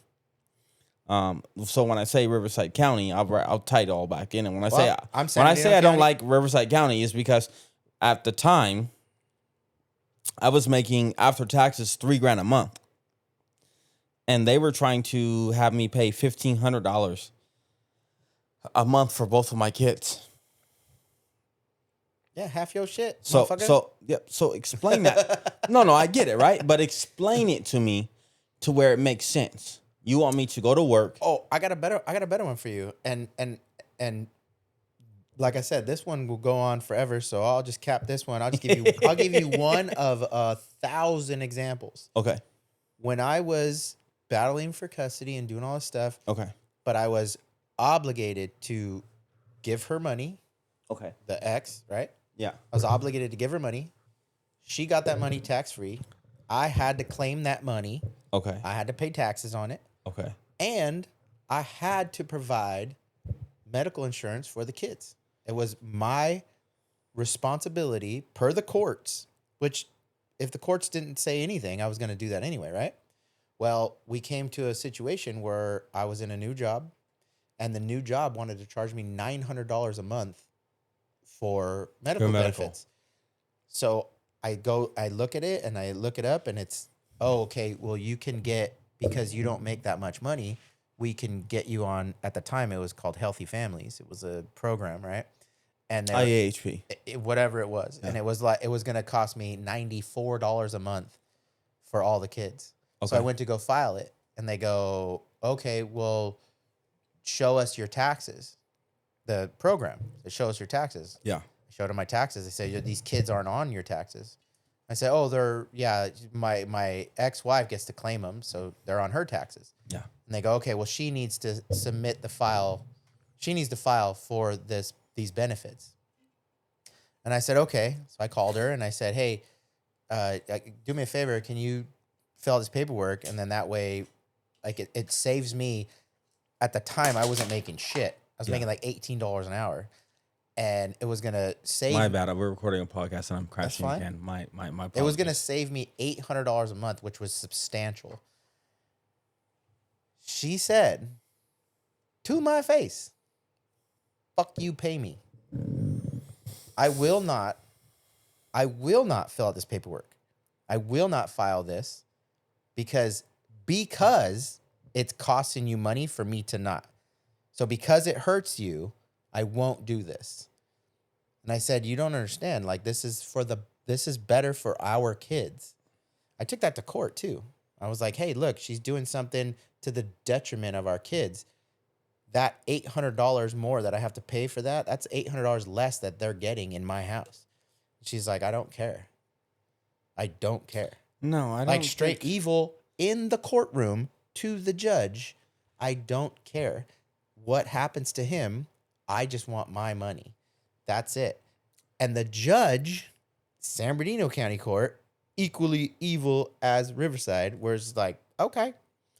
And so I was stuck with a $900 bill just because she wouldn't sign a piece of paper that said, hey, and being like you were talking about, it's like, if I was claiming the kids on my taxes, I would have got the tax benefit, number one, because I supported them in my house.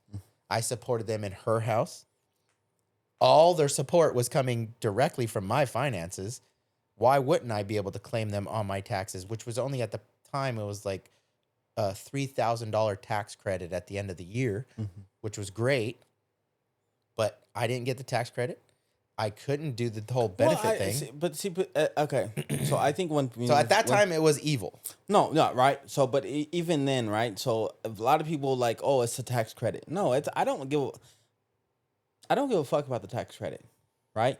What I care about is how much Uncle Sam takes out of my check every month when I'm giving up my time, right? And I think we had this conversation before, right?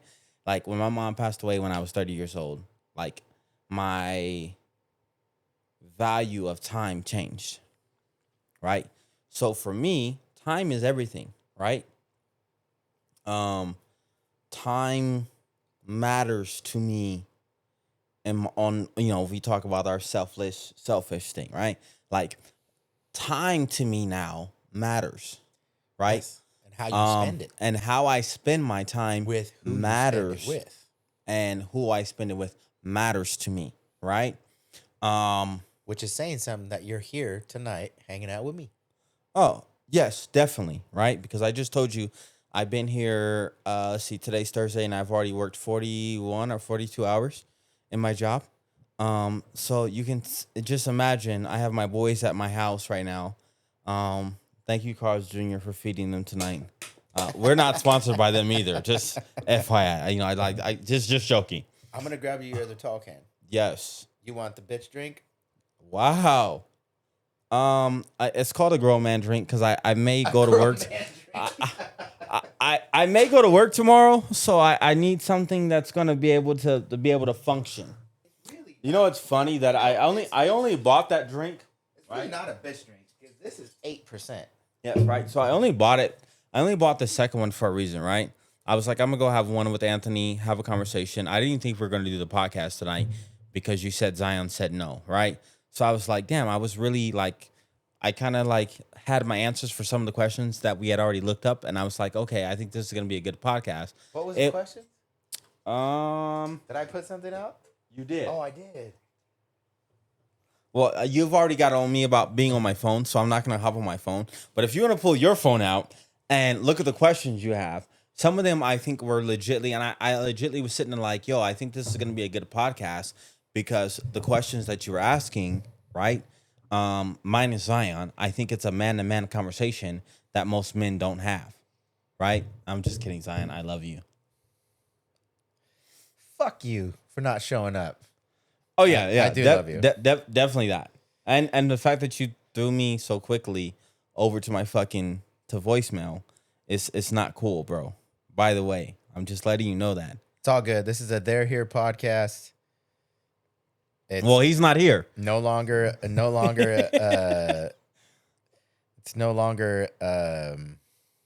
Zion and Anthony podcast. Let's see. Oh, here we go. Oh yeah, these were good. Yeah, legitly, right? Like, we're gonna save those. We're gonna save those for the next one because those are good. Those are good, and they'll go on for a while. We already got 2 hours. We still got a little bit of going, but those are just those two topics. Those 2 topics. Not even the extra stuff that you added onto it. I was like sitting there, like, yo, like, it's kind of sad because it's gonna be an Anthony and Chris conversation. And Zion's just gonna be sitting there, just like, what's the point of this conversation? Oh no, so that's the thing. I've been asked this. Why did you make a podcast with your nephew? And so I'm gonna glaze my nephew a little bit here. Out of all the people in my life, okay, Zion is a conversationalist. And I know a lot of people that are conversationalists. I consider myself one of them. Okay. Somebody who just really enjoys engaging in conversation. Somebody who can carry a conversation, regardless of the person that's on the other side of it. Can we say candor? Yeah. Yes. Okay. Because when you say conversation, I feel like that's a one-way conversation. Because remember we talked about there's 2 different listenings. There's the listen to actually understand, to actually I'm listening to you to respond in a intellectual way where we're both having a good conversation where we both can learn something. And when you say conversation, like, I think of like in through one ear, out through the other. So when I say candor, is like, I feel like it's a genuine conversation, a genuine intellectual, like, between 2 people having an understanding between each other. And it's actually something where, like, hey, look, I'm trying to understand where you're coming from, right? A conversation, like, I can have a conversation with my girlfriend. Doesn't mean that she's listening, but it's a conversation, right? So I think when you say conversation, I think there's a big difference between active listening and listening to respond. That's true. I think a lot of times in conversation or in debate, what happens is definition of terms becomes the whole how we are understanding each other. You will say something, and I'm thinking something completely different. But I'm saying is like, no, obviously what I think you're saying is something completely different than your intent. Yeah. So definition of terms is definitely needed in these. We just went through that. So yeah. Where you could go. Let me just clarify. Let me make sure. And you know, I'll tell you the truth. You watch a lot of debates. That is the majority of debates. That is the majority. That's the crux of the debate, is a definition of terms, to where each side is like, they go, okay, here's my opening statement. The other person says, this is my opening statement. And they obviously, right, that's the whole point of a debate. One side.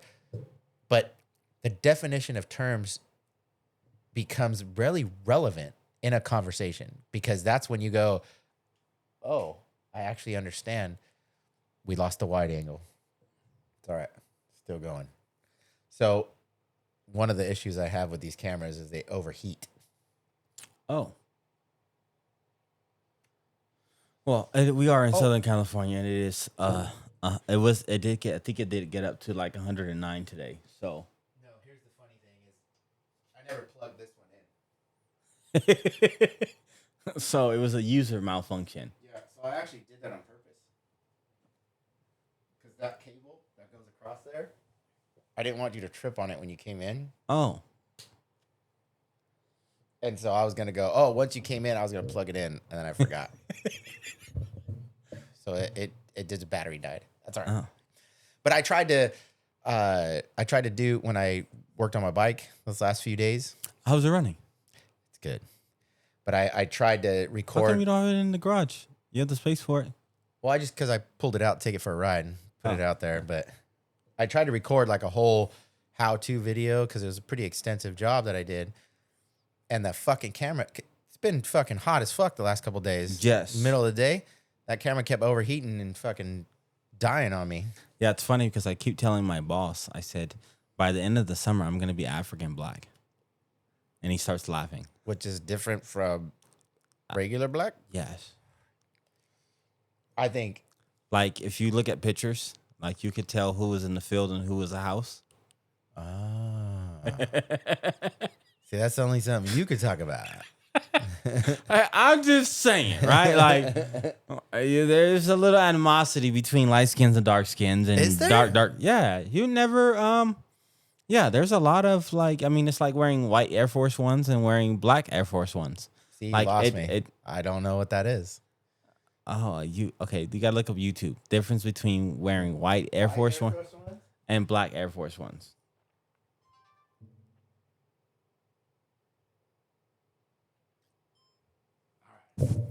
White goes back on. Yeah, but there's a big difference, right? Like, okay. It's legitimately funny, but look it up and you'll laugh at it. Right? White Air Force Ones and black Air Force Ones. Yeah, it's like it's a different mood. It's a different but like there's, if you look it up, like there's a beef like between African Americans on like light skin, dark skin, like yeah. So I saw a video the other day. God, this is probably gonna get me in trouble, but I'm gonna say it anyway. Because it's a legit talking point, I think. Okay. When people say African American, that seems weird to me. It doesn't throw up any like red flags in a sense of like I know what the fuck I'm talking about. But when I think, like when I hear someone go, "Oh, I'm Mexican American," it's like somebody from Mexico that came to America that's American. Like became a citizen. It's like, okay, I'm Mexican American. I'm Mexican, but now I'm American. I'm American. Or I'm Mexican American. So but somebody who's like, wouldn't they consider that like a poncho? Yeah, pocho. Pocho. Yeah. Yeah. So, but to say that, right? But poncho is like whitewashed, right? Right. Okay. So I'm first generation here. Like my dad was born in Mexico. I was born here. I whitewashed, whatever. But when people say African American, I feel like that doesn't hold the same weight because if you're just using a general like blanket statement, we're not gonna get into that for right? all people that are like, black. No, we're not gonna get into that because I have my own personal opinion. I told you I think there's a difference between black, African American, the N word with the A and the N word with the ER. You're given that's 4 categories you just and. Well, yes, right? Because it's different, right? But so just specifically, get rid of all the other stuff. Just specifically the term African American. For me. Okay, like, so when I say my history of knowing what. So when all I know is Mexican American because I'm Mexican. I grew up in a Mexican household and I know Mexican American and Mexican American means something to me. But when someone says African American and they just use that as a general, like, you just call black people that? Okay, I got you. But I'm like, wait a minute. Are you African American? Like your family came from Africa? I'll give you a good example, right? Like there's Mexican, there's poncho, right? It's like a derogatory term. No, but there's pocho, which is kind of whitewashed. Is and whitewashed. then there is whitewashed, Yeah. right? And then there's paisa. That's from Mexico. So We're speaking jail terms. Right? So when we're talking like there's black. So then we're talking like there's Mexican. Okay. So then when you say like, oh, there's pocho. So then I would put pocho on to like the N word with the A. Oh. Right? And then you say paisa. Like that's African American. Nope. And no. Work. It does work, right? Because when I say African American, it's because they come from the origin of Africa, right? They're African. They're of African descent, but they are, for an example, you. I'm not right? Mexican American. No. Right? When I say that, is your dad is from Mexico, right? Yeah, so he's Mexican American. Yes. Your dad's Mexican. You're an American Mexican. No, my dad is an American citizen, so he's an American. No. I'm not saying that. No, from Mexico. No. So I'm talking is a Mexican American. No. I'm not saying. I'm an American. I was born here. No. You're an American. I'm not. Well, okay, look. I wouldn't call you an African American because you're not from Africa. When I talk about like when I talk of race, it's more of like ancestry and less of it's more of like ancestry and origin and like so your dad is like, to me, he's Mexican, right? Like he's Mexican. To my dad, he's an American. No, correct. No, I'm not saying your dad's not American, but the way I categorize it, right? When I say there's a difference between African American, black, and then the N word with the A, okay. Right? But I thought N word with the A is just like friend, like amigo, like homie. Like that's how you would call. Okay, but you would call your friend that. That's black. But when you okay, so when you've called me that. Okay, we're gonna delete this podcast. Okay, because I for sure there's some people that's not gonna like what I'm saying, right? There's a lot of people that are not. No, there's 100%. But once again, this is my asshole and this is my opinion. So you don't have to agree with it. I'm speaking my truth, right? When I say African American, is like my best friend who was born in Nigeria. That's an African American. But was raised here in California. There you go. All of his life, right? And so when I say your dad's like Mexican, right? American. Oh, correct, right? Okay, we'll say Mexican American. Well, you're very correct, right? Because when you add the American, that lets me know, like, okay, well, they're of Mexican origin, but they are now citizens of America. There you go. Right? Like, I'm okay with that, right? But when I talk about it from a black African American colored person aspect, there's also a, like, when I talk from like a Mexican aspect, like it's all on like where you were born kind of thing, right? When I talk about it from the black aspect, it's more of like how you were raised and how you act. Okay. And it's more of a stereotype. And that's why I have a difference in, like, categorize it, difference between black, African American, in with the A word, in with the ER. What do you prefer to be called? Like when if someone was like, oh, hey, look at that guy over there. Is there a word that you prefer a stranger to? I'm a black guy. To address a black guy. Yes. Isn't that seem like a normal? Black guy seems normal. Doesn't African American seem a little? No. If you were with me and if me and my best friend were sitting here on this podcast, I'm black. He's African American.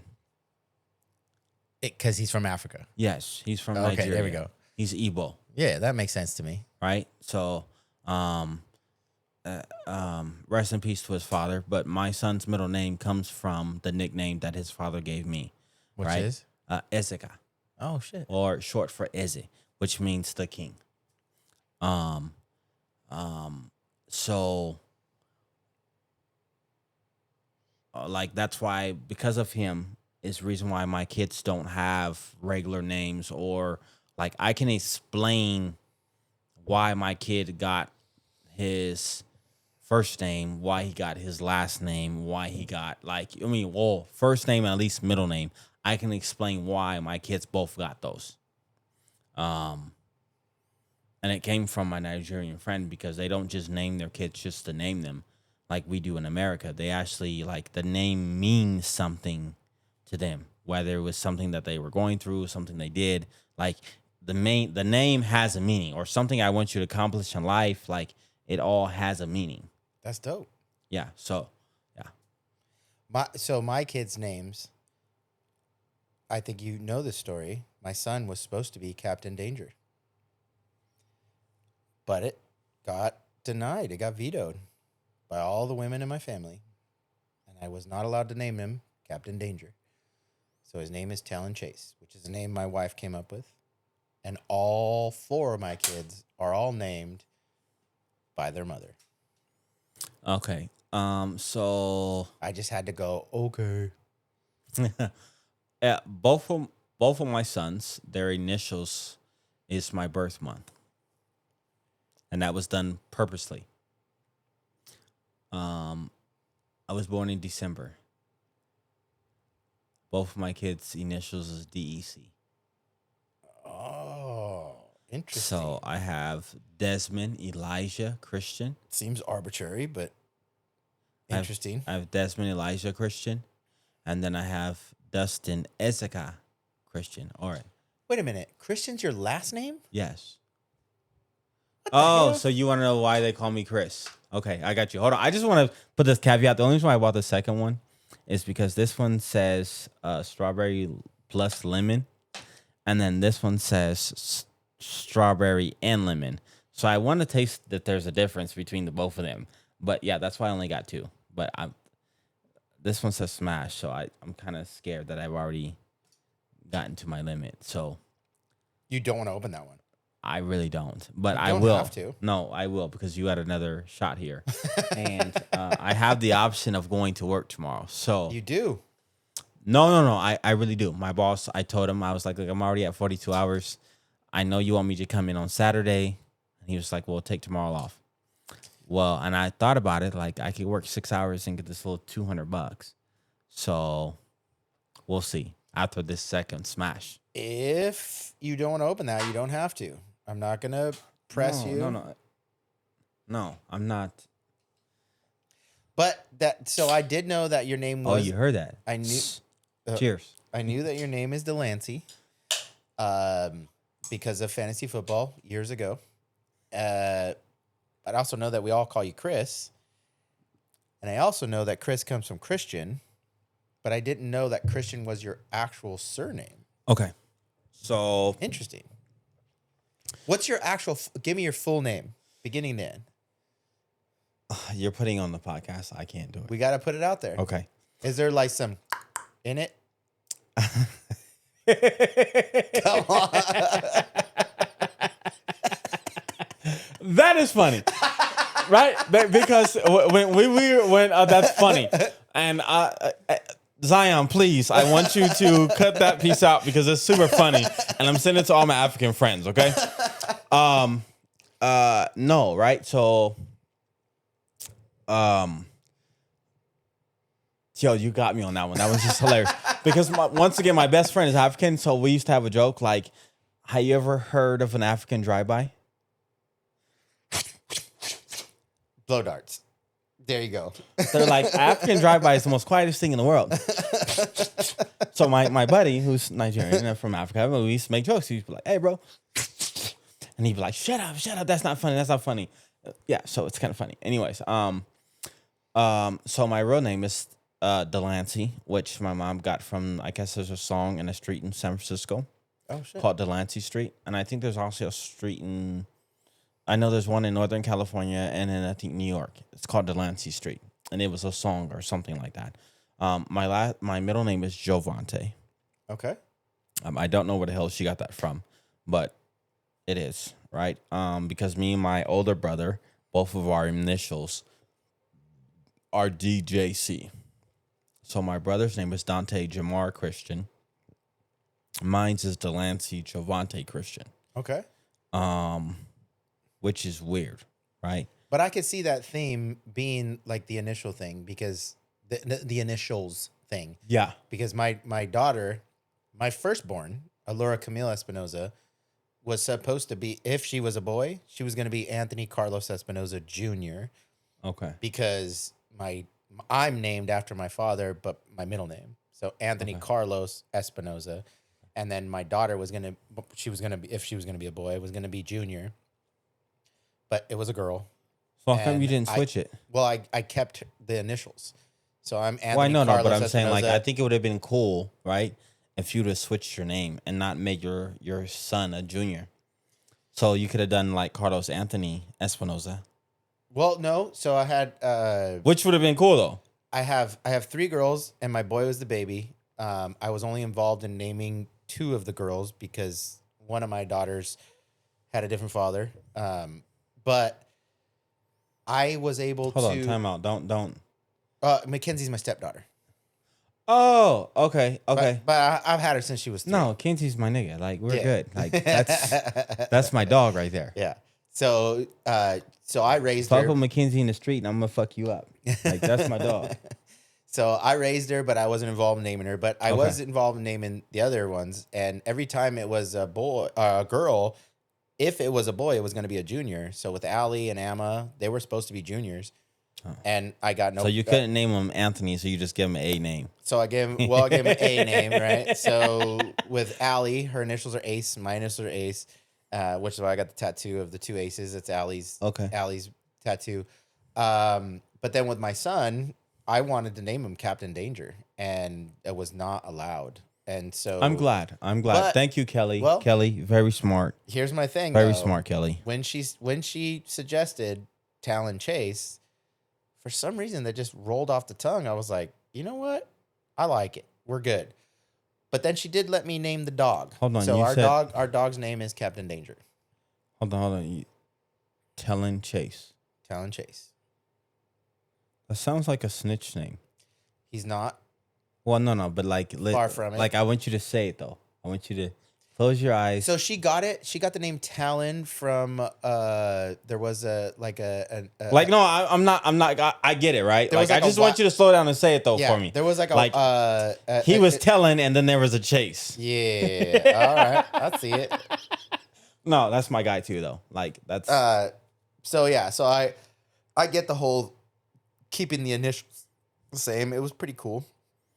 But one thing I will say about naming kids is that having been involved in the kids that I had, and then also the kids that my sister had, and my sister had her own deal, which is funny because my sister was one of the ones that vetoed Captain Danger, yet she has 4 kids. Oceana Legacy, Unity hold and on. So it's not Ocean. It's Oceana. Yes, we call her Ocean, but her name is actually Oceana Legacy. So we have Oceana Legacy. Hold on. Legacy. Yeah, Legacy. Oceana. That's the middle name. Is the middle name. So Oceana Legacy. So this is my sister who named her kids Oceana Legacy, Unity Anaya, Justice Mosaic, and ready? Zion Wolverine. This is the woman. Hold on. This is the woman. Don't pass that. Hold on. Vetoed. Zion's middle name is Wolverine? Yeah. Zion? No. I need to see that. Yeah. That's why when you see sometimes some of his monikers on social media is Zion Wolf. But yeah, he's Zion Wolverine. Wolverine's his middle name. Zion Wolverine Montalvo. Yo, that's a... And then... Unity... Anaya. That's kind of funny because that's like a black name. So Anaya, my sister got that name from in the 90s. She was in a black club. No, in the 90s, there was a water. There was a water commercial for this water. The water was called Naya. And the commercial... No, your sister was in a black club. The commercial for that water, Naya water, the commercial's little jingle was hungry for life, thirsty for Naya. And it was like a jingle. And she heard that and said, hungry for life, thirsty for Naya, thirsty for Naya, Anaya, Anaya, Anaya. That's beautiful. And she named Unity's middle name, Anaya, came from a water commercial, a jingle. Unity, a water commercial. Listen, your uncle's giving me complete bullshit right now. and I hope that you're watching this podcast. No, your mom was in a black club, and she heard Anaya, and she was like, "Nigga, that shit was cool." Anaya, like, you know what I'm saying? No, okay, I'm just kidding. Yeah. So, but I'm saying is that she. Yo, I'm not even gonna call Unity anymore. I'm like, my nigga Anaya. Like, Anaya, yeah. Yo, that's super badass. I like that. But here's my comment is that over the years of watching babies be named and watch them become, because even it is never ever been the case where a name that you hear is like, what the hell? Right? And then you name a kid that kid just becomes that name, and then it's never a thing. So it's not weird that their names are their names. Once they become a person, the name is arbitrary. The name is what we attributed to them. Well, no, that's bad. Once it becomes them, I'm just letting you know your nieces and nephews are gonna hate you now because like I'm not calling Zion no more. I'm calling him Wolverine. And he's good with that. And then I'm gonna be like my nigga Anaya. You know what I'm saying? And then Oceana, like, you know what I'm saying? That's now I see why Oceana Legacy Reed. Yeah, it's got a little Louisiana. And Ocean's black. So now the rest of them aren't. They're white and Puerto Rican. But we can't call Ocean African American. She's black. She is black. So you could call her the N with the A because she's black. I'm leaving that alone. I'm not even gonna get into the argument with you. You know what's funny is I had Ocean on the other day. Actually, I had Ocean and Lena on. If you go rewatch that podcast, we had some issues with the audio, so the podcast didn't get a lot of views, and I think it was because of the shitty audio. But it was a really good conversation that we had, where I had Oceana and I had Lena on, and they got to talking. A lot of times, girls in our family are reluctant to come on because they say that the men will talk over them, and they have a hard time getting words in edgewise. And then Lena being younger, and she's a little more apprehensive and a little nervous, you know.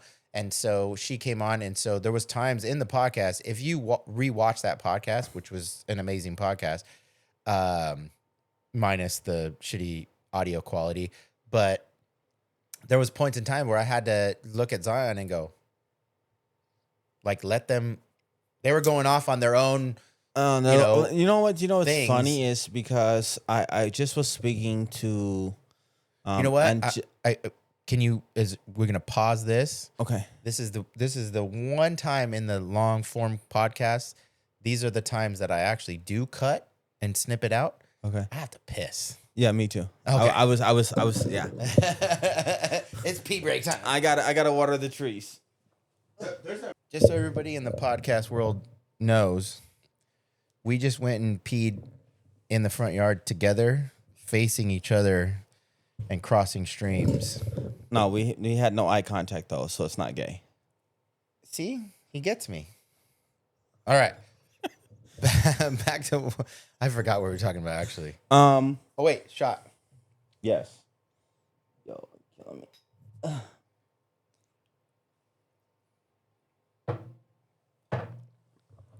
So what were we talking about?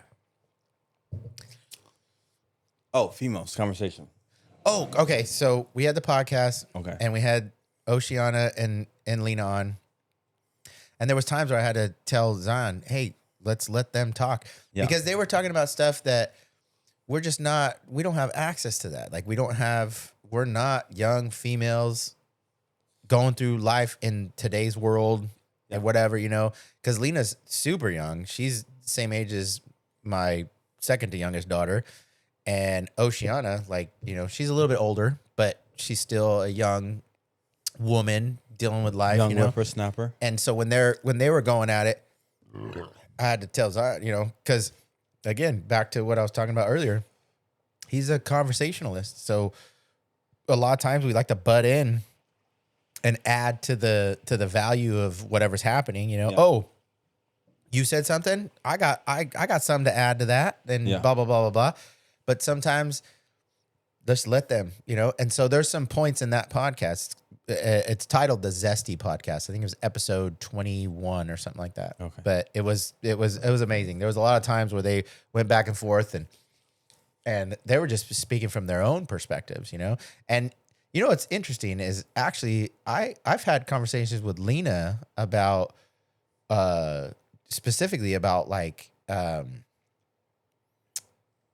I mentioned something about being raised You want to try this? Hell no. Okay, I'm probably gonna go to your Modelo because this thing is gonna make me. Yeah, no, it's gonna give you a stomach ache and a headache tomorrow. Yeah. Whatever. I'm gonna feel bad. But Lena, I remember there was one time we were at my aunt's house, at Delicia's house, and we were playing poker, having one of those nights where everybody's around and we're all hanging out. We're all everybody was drinking and whatever. And I had said something about being Mexican, but getting shit about my accent when I speak Spanish to my Spanish speaking relatives. And I was like, I'm reluctant. A lot of times I try and then I get shit on by all these motherfuckers in my family. They're like, look at you. And her eyes opened up and she was like, yeah, like what the, because I'm coming from it from Mexican and white. She's coming from Mexican and black. So it's a little bit different, but we had that same, that thing we bonded on. We were like, see, it's a thing. Okay. And so it didn't matter. White and black didn't matter. At that point, it was about the Not language, being understood. The language, like, oh, we are in this family. We're part of this family. We are wholeheartedly embraced and loved and cherished. But when we try to speak that native tongue, we get shit on a little bit, which makes us reluctant to even go into that, That's kind of funny that I think it's very funny. And I going on to Lena, I am very proud of her. Hell yeah. And then the person that she has become. Growing, I've been around Alina for what, 12 years now, something like that. So when Lena was younger, we didn't have, and it's weird, right? Because we don't have the normal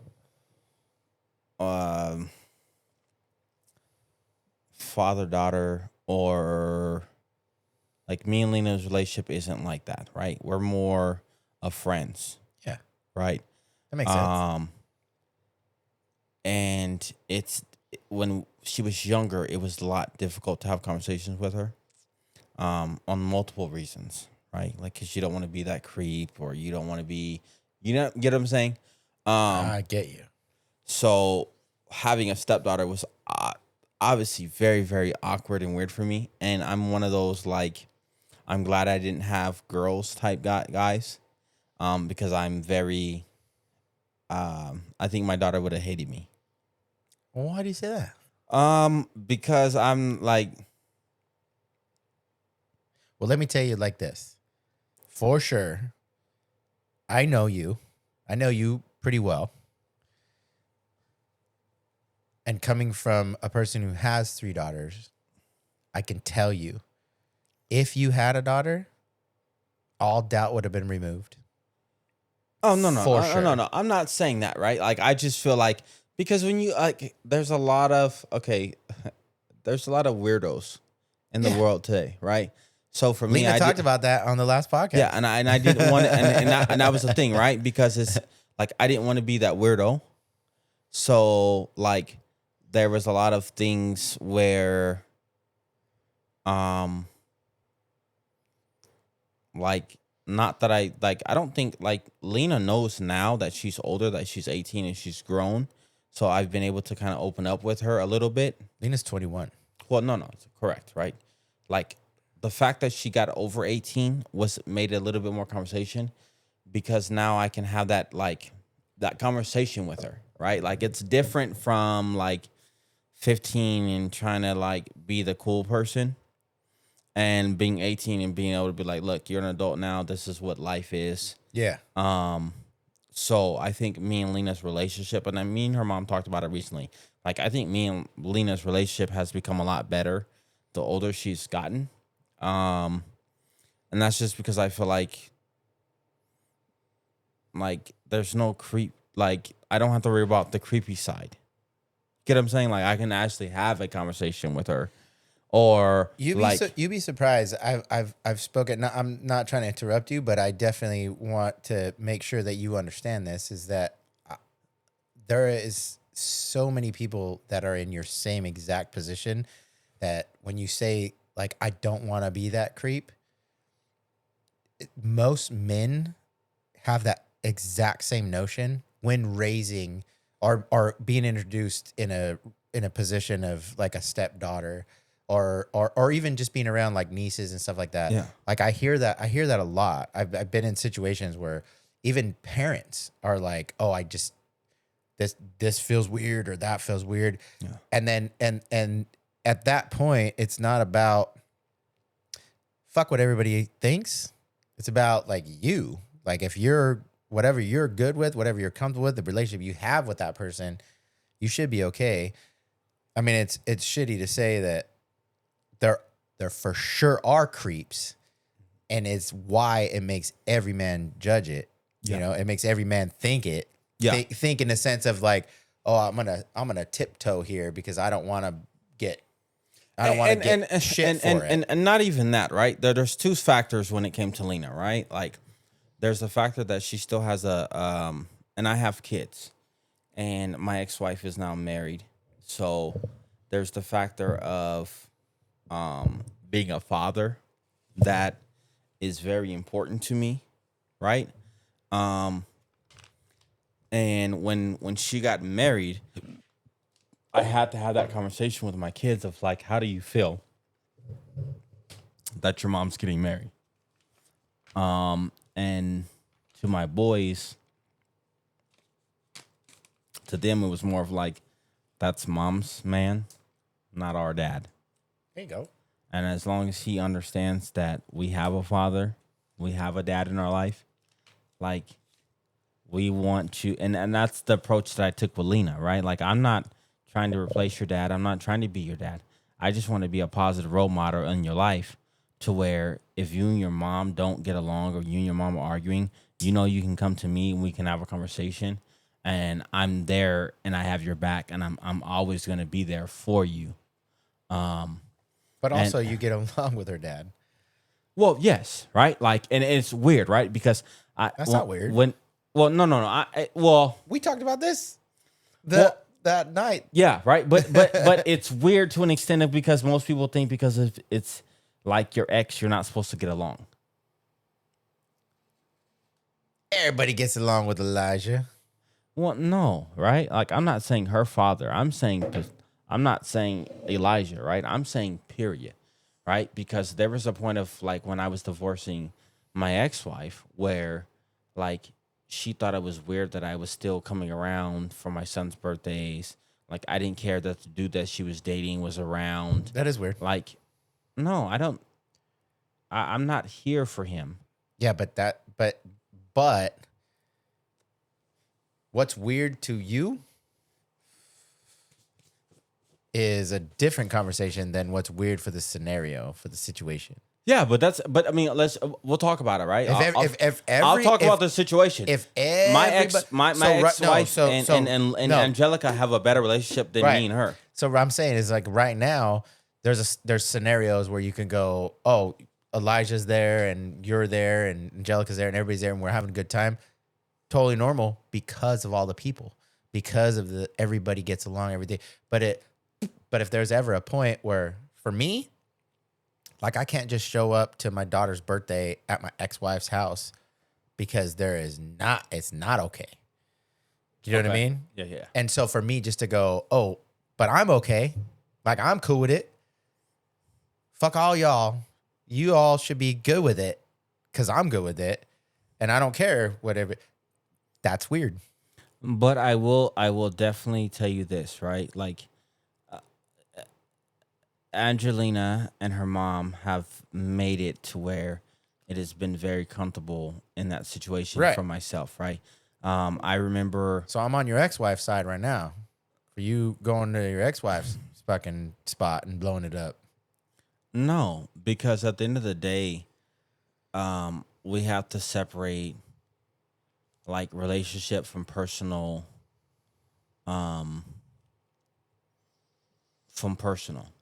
right? Alicia and Elijah have a great relationship, right? Me and my mother-in-law have a great relationship.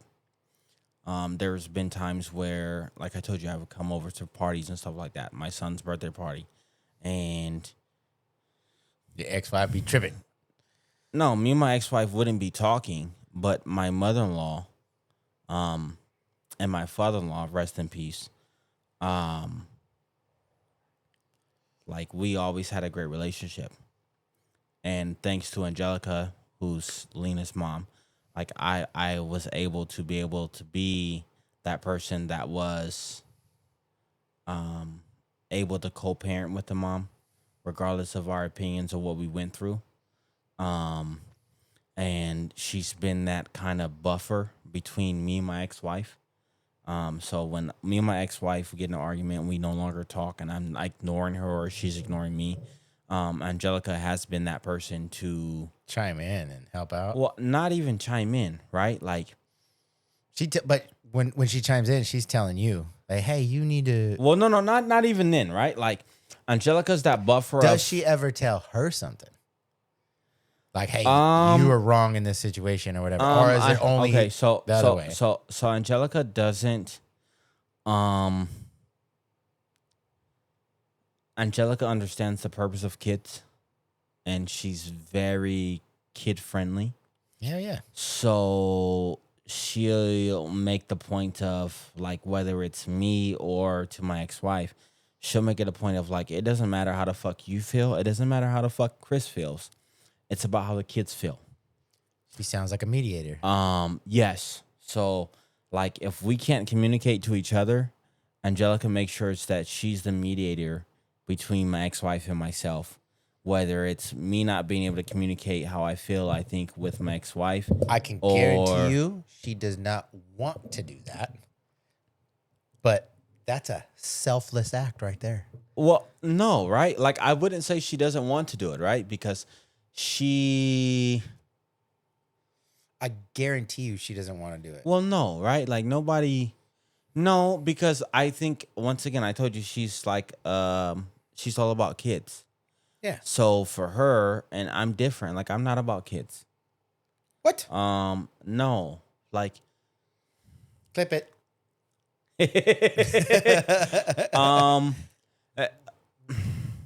No more shots for me. But like, I'm very, I mean, like, I'll be honest with you, right? Like, I struggle with relationships with my mother passed away when I was 30 years old. Yeah. Great woman. Yes. And right after she had passed away, my brother was dating a woman who I guess had diabetes or something. And she was pregnant with his son. Okay.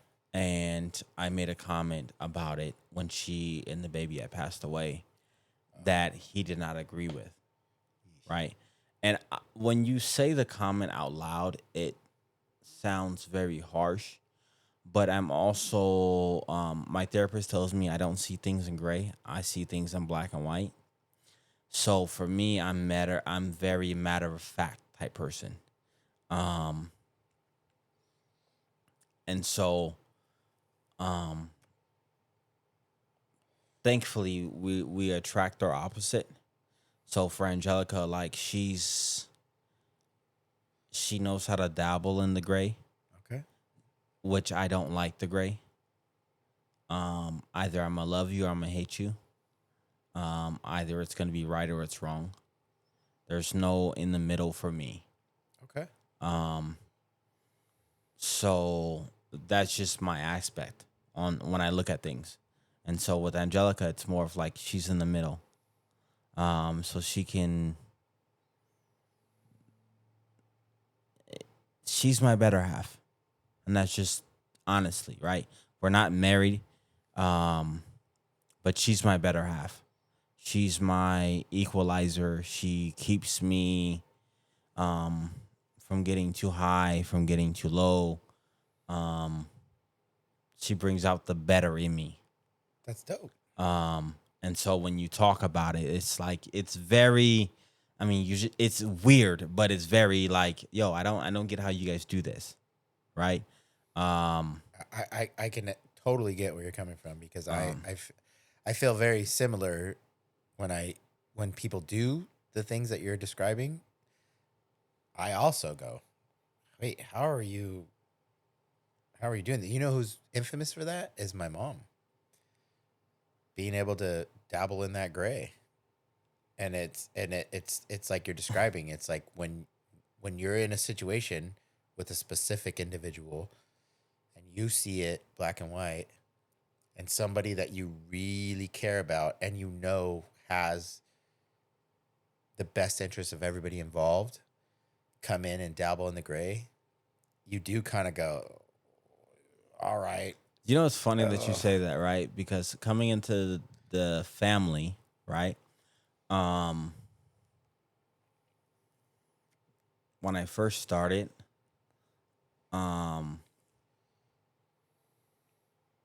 this is gonna sound weird, but Well, when you first came in, we were like, well, all right, Angie has a type. Anyways, okay, so I'm not even entertaining that at all. It's kind of funny. But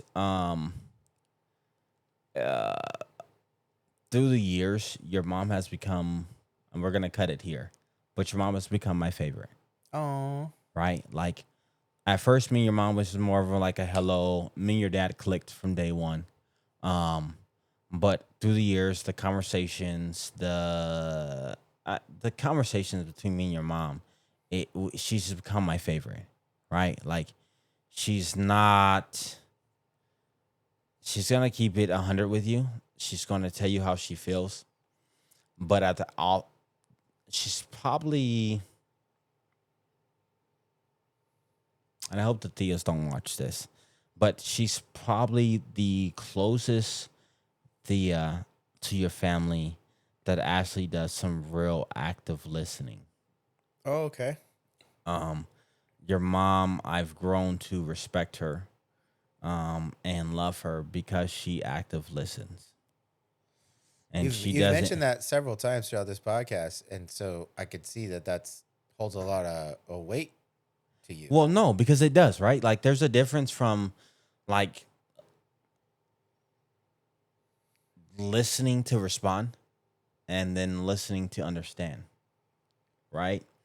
And even when it comes to like friendships, any type of relationship that I have, like that I value how you listen, because that lets me know on what type of response I'm going to get from you. Okay, so I'm gonna active listen now. Okay, go. You're good. Hey, your posture is not going to change, right? But once again, it's like people don't understand the value of active listening versus listening to respond. And your mom has been one of those that I at first was kind of like, I don't know. and then like having conversations with your mom, because we kind of were like in the beginning of our relationship was more like hi bye, like mutual respect, until we actually got started having deep conversations. Hi bye was always hugs. Yeah, well, hi bye, hugs, those type of things, right? Yeah. There's the mutual respect of like, oh, that's my that's my girl's aunt, like, but then when we started having conversations, and I got the chance to open up to her, and she got the chance to open up to me. And we come from very, very I'm sorry. You started it. Yeah, my bad. We come from very similar backgrounds.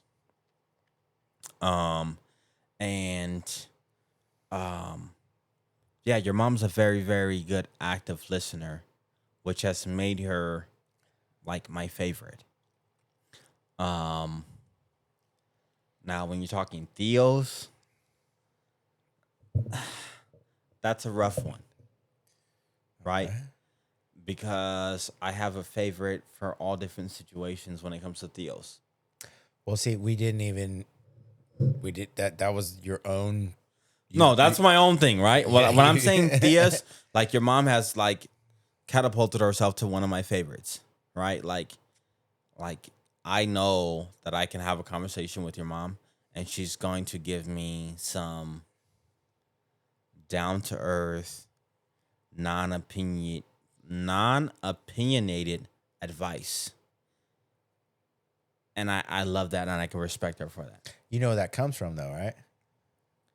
No. It comes from, like we talked about earlier, her hierarchy of what's important. Okay. For her, it's God. That's the ultimate. Okay. That's her top tier, what's most important. And so everything that trickles down from that, just like we talked about earlier with the different generations, if they put God first, they have a different mode of operation. So it is one of those things where sometimes it's important to have people strategically placed throughout society that do put God first, because just like you described, sorry, you're fine. People that you speak with, when they do put God first, in a scenario where you're describing when you're, Jesus Christ. Oh, yeah. So that's, so it's like this. You talked about earlier where you go, oh, now that we're talking about selfish and selfless, and that now everything I do, I'm thinking, what is it that I'm doing? How is it benefiting me? And whatever, all those things. People who have like a distinct, rigid hierarchy, they tend to operate in a mode that is, it seems unwavering. So when you're talking to her, the whole time she's like, what does God want me to do? So she's constantly giving that like regulation to her responses. What's best? What would God want for this gentleman? What would God want for me to tell this gentleman? And so to have that hierarchy definitely puts just like this probably better. So for me, okay, so I'm not cutting you off. Go ahead. But when I say like, yes, I for sure agree with you on the hierarchy and like what would Jesus do type thing when your mom's responses. But when I say I over the years I've actually got to know her, it's one of those things where like I feel like if I was going through something spiritually or mentally, like I feel like I could call her. Yeah. And I could open up to her 100% and know that conversation that we have stays between me and her. So I know everything about you because of her. So that I'm just kidding. I it's okay. You can make the joke, but I don't believe it because I feel like we've talked outside of this. From like an atheistic point of view, like okay. I don't believe in God at all. I don't believe he exists, and I actually am on the wavelength of, I think actually the idea of God has caused more harm in our world than benefit. Okay, we're gonna being said, we're gonna have a conversation about that. All that being said, I just have a question, right? Is that when we're having a conversation, I'm still giving a hierarchy to like what I think is important and what is Chris, how is Chris going to benefit from the things that I'm about to say? I think that, and so, which is a contradiction in itself, though. What's the contradiction?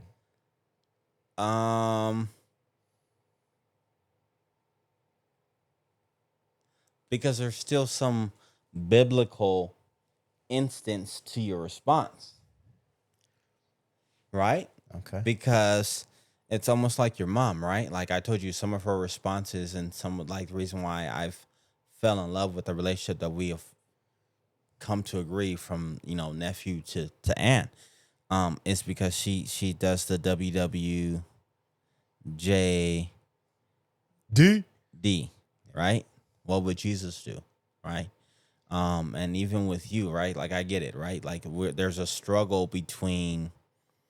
I knew we were gonna go there tonight, and I knew we were gonna have this conversation, and I fucking hate it. Right? Like I legitly fucking hate it. Okay. Then we don't have to have it. No, we can have the conversation. All right. Because I think it needs to be had. Right? All right. God dog it. Excuse me. Dog. Yes. Excuse me if I get a little emotional because Get emotional. This is the conversation part. Take a shot? For sure. Okay. This is the part of the conversation where it gets real and gets 100%, right? Because caveat, just so everybody knows, been 100% whole time. Yes, we're not. I'm not. I don't give a fuck about the podcast. Conversation is gonna get real between two men. Okay? All right. From a religious standpoint, right? I agree with you to an extent, right? What do you agree with me with? I agree to a fact of it bothers me because I don't know if there really is a God or not. Okay. Right? Which is everybody. No. Because there's some people that you can't convince them there's not a God. Doesn't matter. Right? Nobody knows. Somewhat, right? There's some of them that you just can't convince that they're not somewhat. No. I'm saying though, right? Like there's certain people in the world that are more convinced than others. Yes, right? Continue.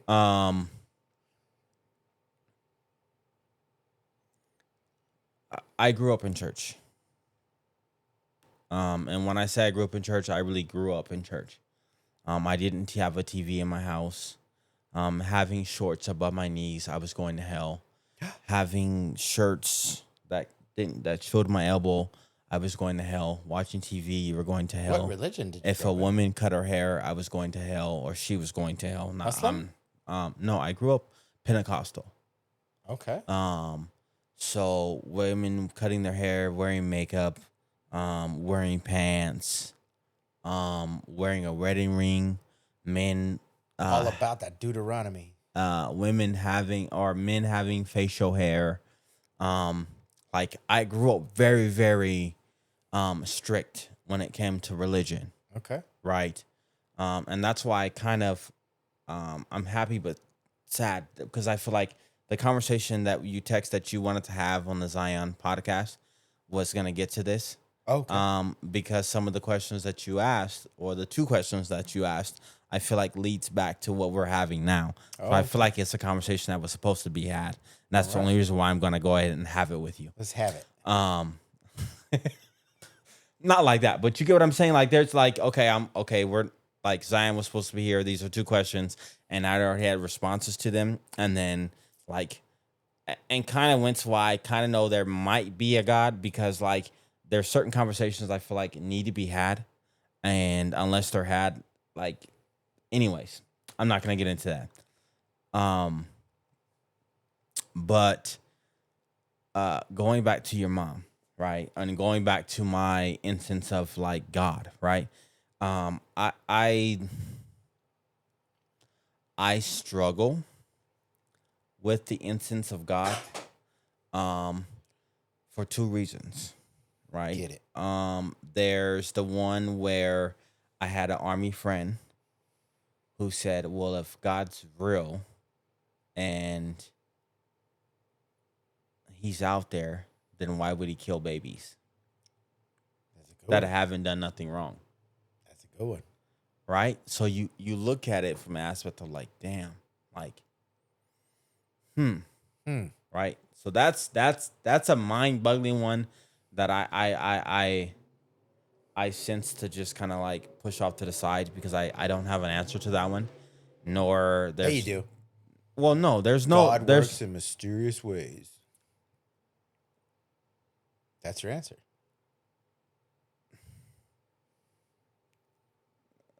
Right? Yes and no, right? Because that still doesn't okay. So mentally it doesn't I can't justify that. No, I get you, right? Like I get it. You don't like you're just like it doesn't matter. That's the excuse and that's what the fuck it is, right? But me mentally it's just like, I don't like no, because if we're going to continue to look at the Bible, then you say God was just. Yeah, but why would you look at the Bible? Well, no. I'm saying like, I mean, as a religious person, we're saying like, oh, well, God works in mysterious ways. Mm-hmm. Well, like, I get there's mysterious, but then there's also like verses where you say God was kind and he was just and he like, so what the fuck did the baby do? Anyways, we're not getting into that conversation, right? We're not going to get into that. But there's that side of it, right? And then there's the aspect of like my mother passing, right? Like, I'm not going to get too deep into it. But I will say that it was very, very mind-boggling to me to lose my mother at a young age, right? And I'm not saying that I'm better than anybody else because there's people that have lost their mother. My cousin lost her mom when she was like 12 or 13 years old, right? Well, my cousin's sister lost her mom when she was like 12 or 13 years old. But those two, those two questions of like, why did my mom die so young? And if babies haven't committed a sin, then why the fuck are they, like, why didn't you give them a chance to be here? So that, I wouldn't say I'm full atheist on that aspect, right? I still believe there's something, right? And I can't explain it. But for sure, I think there's something going on outside of what me and you can see, feel, or touch that has kind of guided our lives, success, failures, mistakes.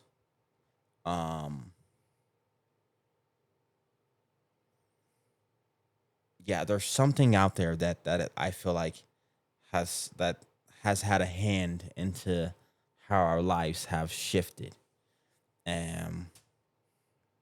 So yeah. And when you talk atheist, I get it, but then I also feel like there's a part of you that understands where I'm coming from. And I'm not completely 100% atheist. Like, I'm not like, oh, there's no God, right? But then I'm also on the aspect of, excuse my French, like, God, what the fuck? Right? If there is a prime mover that is deciding all these things, that is somebody we can look to say, hey, what the fuck? Why did this happen? Why did that happen? Yeah. That's the reason why, and that question itself answers the reason why I can't say God moves in mysterious ways, right? Because now I want answers to why the fuck me, right? Why not? I mean, if you talk to the biblical scholars, they're gonna tell you God won't give you God won't give you more than you can handle. But then I also come to the aspect of like,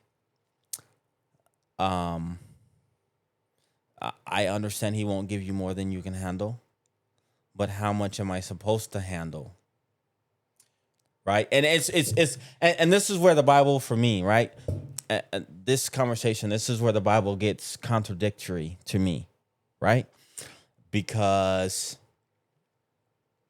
they say God works in mysterious ways. God won't give you more than you can handle.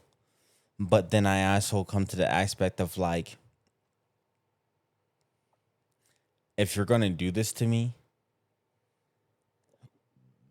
teach me. Don't just throw me in the ocean and let the sharks bite me.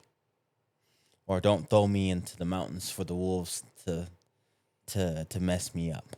Yeah. You get what I'm saying? And so going back to your selfless and selfish, I underline that to the conversation I had with a lot of my friends, right?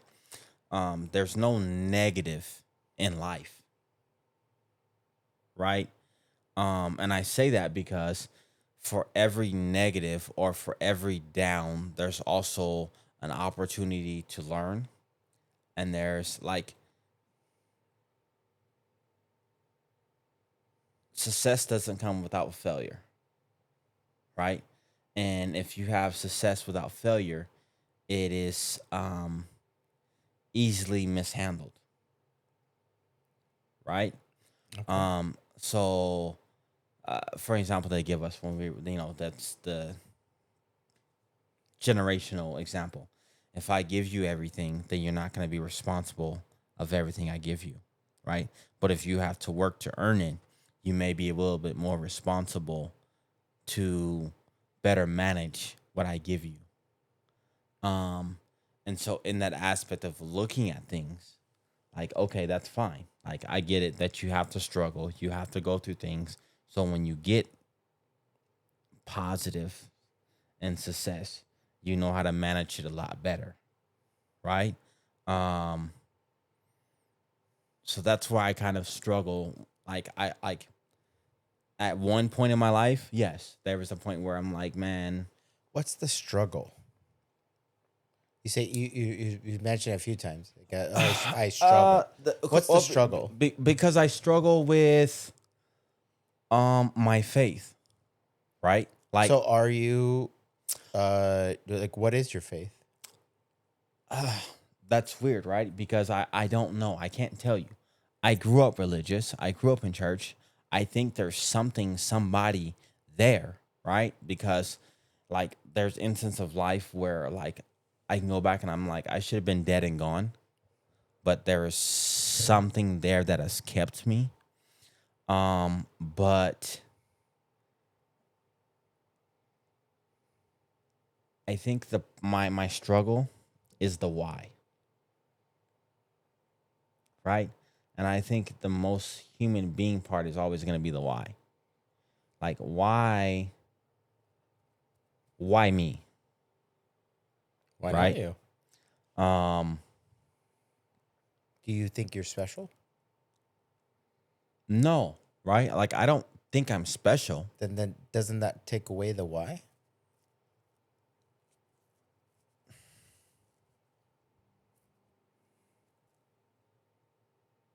I hate that you ask these questions.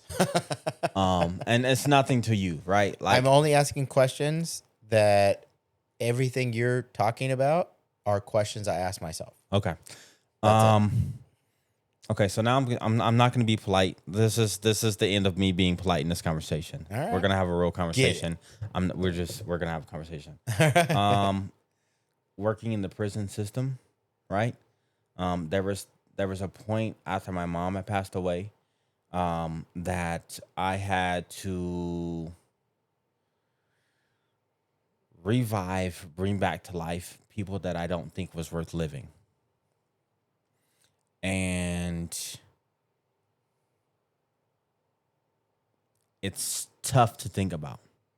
That you're bringing this person back to life that you put very little value on, and you had no control to bring back the person you put a very high value on. Yes. But those scenarios they don't add up because you had no control over your mom. You had control over this other life. So I can understand. No. It's an aspect no, of. but what I want to clarify is that I understand that there's no way that anybody on the planet Earth is not going to go through that same exact fucking struggle. Why am I bringing this guy back? And I couldn't bring this person back. Yeah.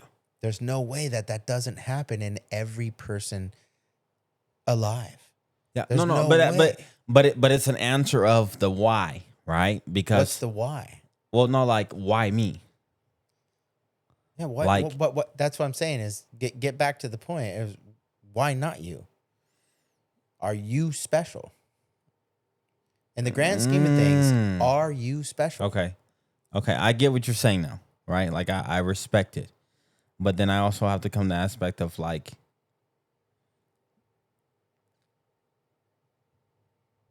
if you're gonna do that to me. Wait, again, I got no. Okay, I gotta stop you. Who's doing what to who? Okay, so we're talking about my faith, right? We were talking about faith. So you're saying I believe in my God. Struggle, right? I believe in God, and these things that happen to me, I'm attributing those things to the God that I believe in. Yes, right. Okay, made this happen. You're correct, right?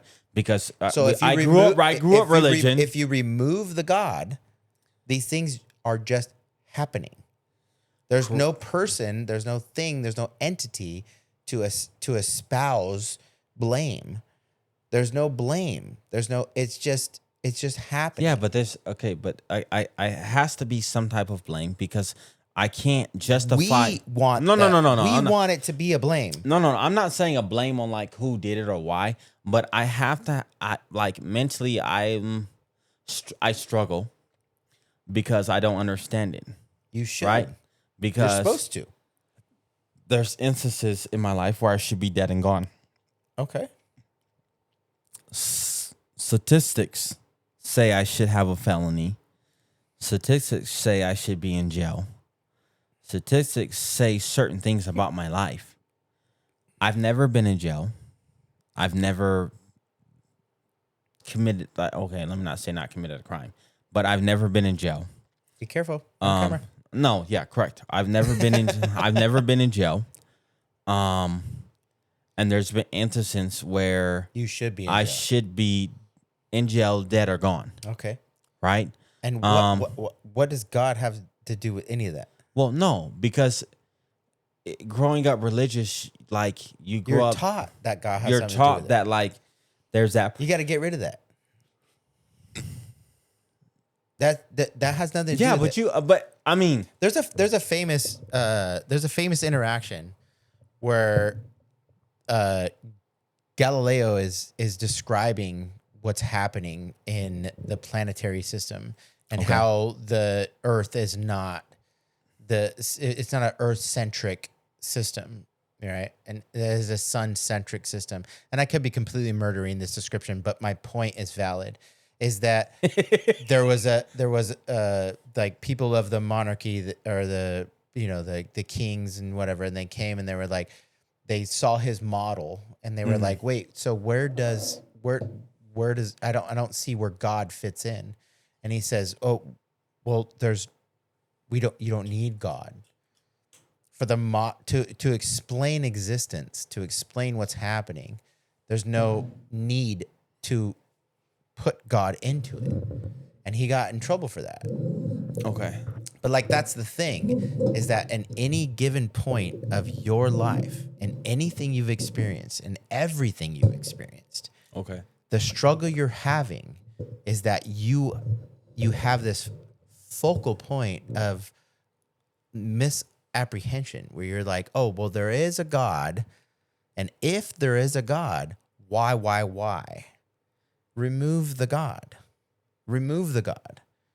And then you just look at what's happening and you go, oh, that's just happening. I'm not special. I'm not unique. There's 330 million people in the United States of America right now. There's 8 billion people on the planet right now.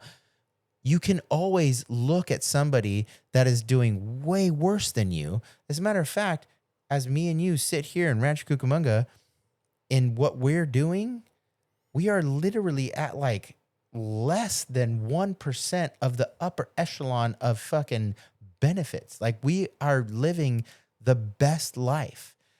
All those other people are living a lower quality life. We can look at those people are going, why me? Why me? Why this? Why that? But the whole point is, if you remove if you remove God from the equation, you just go, oh, well, shit just happens. Shit's happening. Now you can do what you can do to manipulate variables. Like, if you don't want to die of an early age, stop drinking, stop smoking, work out, fucking blah, blah, blah. But yeah, there's always going to be those caveats of an airplane crash or whatever. You can do what you can. You can do what you can, but there's so many things out of your control, and it's not God doing something to you. It's just, shit just happens. Shit's just happening. And there's no rhyme or reason for it. I mean, there's an explanation for it, but there's not like, oh, like, you know. And again, I think it's very weird that you say I want to tread lightly. There's no. I want to tread lightly because I want to make sure that I'm not being. I'm not trying to be offensive. All I'm saying is, like, no. If I was in your scenario, it's a conversation. If I was in your, nothing offensive. If I was in your situation where I lost my mother at 30 years old, I'm 46. My mom is literally the most important, amazing person in my life. If I lost her at 30 years old, I can't even imagine how devastated I would be and what questions would happen to me. The model of God, why would definitely come into my mind. The problem with that model is that it's not God, why? There wasn't an active mover. There was just circumstances that happened, and has nothing to, I had no control over it. She had no control over it. Maybe there was some things that could have been intervened, but really it's something that happened. What we want to do as human beings is we want to be able to blame, because it makes us feel better to go, God did this, or this did this, or that did this. We want to be able to blame. And you can, there's all these, there's a million different microcosms that you can talk about in your normal day-to-day life. Is that everything you do, you stub your toe on the fucking table, and you want to give that table like some kind of like entity, be like, fuck you, table, you know, like you want to blame something. You don't want to you don't want to just because it's so difficult to just be like, fucking shit happens, man. Like, shit happens. Everything that happens, like, there's a ton of stuff that more things are happening out of your control than are in your control. If the things that happen that are out of your control, the thing that is the things that we are the biggest victim to, the things that hurt us the most, is the things that we have no control over. Those things, the helplessness is the thing that really gets us. When we lose a family member, when we lose a loved one, it's the helplessness that kills us.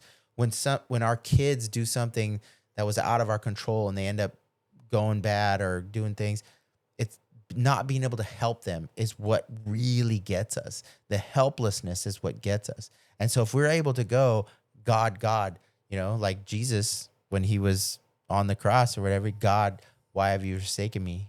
That whole thing, like, that's the thing. That's the thing. The thing is like, why? The why me? The why me? Why me? Why not you?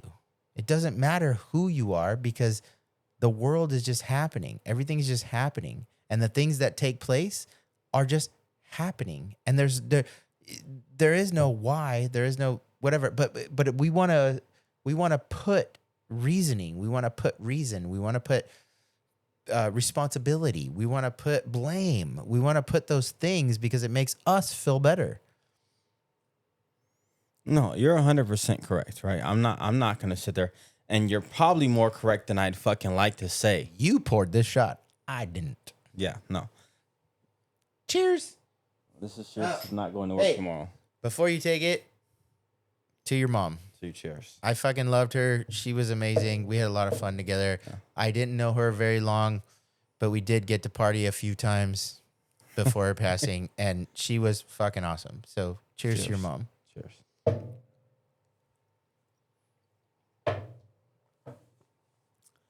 And I'm gonna do a montage of every shot you took, and just to have your reaction to each shot, it's gonna be amazing. Like it's gonna be viral content. Again, I hate that this is a thing, but I have to fucking pee. Piss. Here's the long and short of it. Everybody's gonna come to a moment in their life where they question the things that they've been taught. And religion's a big one. Religion's a really big one.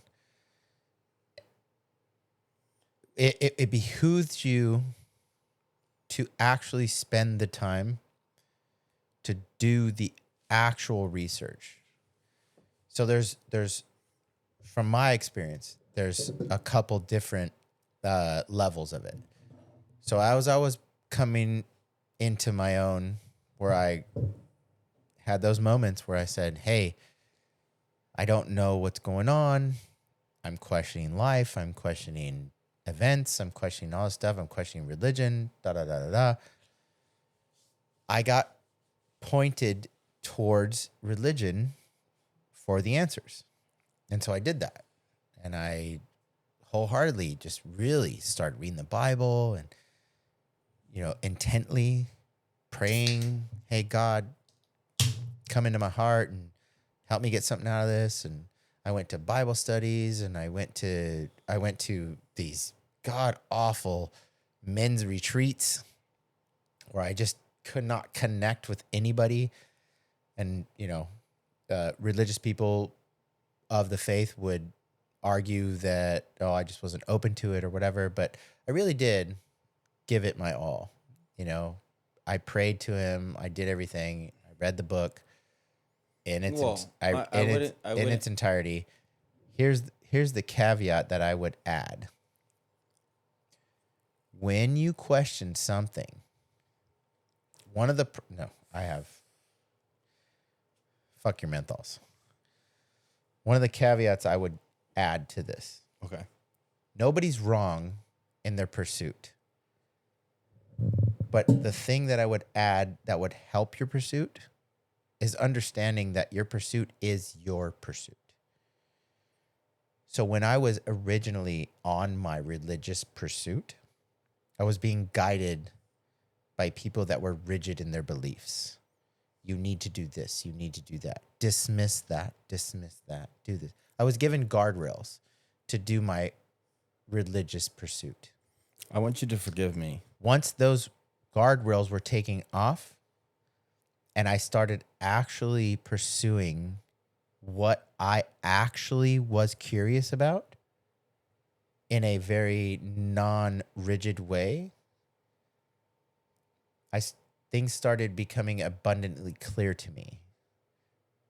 So many people that I've spoken with that had these religious come to God moments where they were like, I found God and I've watched testimonies of these things. The thing that they describe, the moment that they describe having that religious experience and the way they describe it, the feeling and the everything, all of that I never experienced pursuing God. I had that exact experience when I realized that it was all bullshit.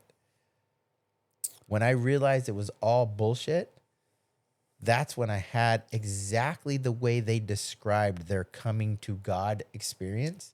Exactly their They're euphoric.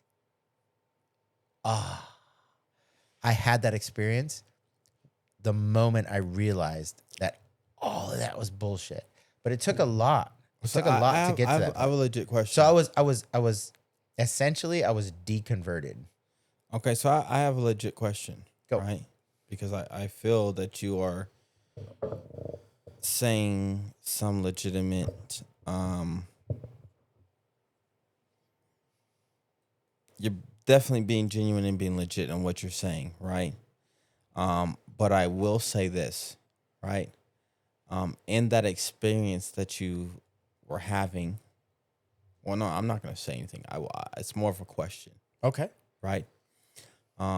In your experience in that time, do you think it was a experience of there is no God, or was it more of a realization that God was more than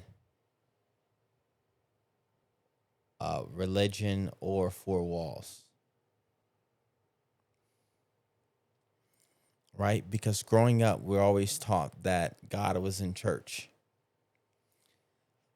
And I think that a lot of people downplayed the key thing of the Bible, of it being a relationship.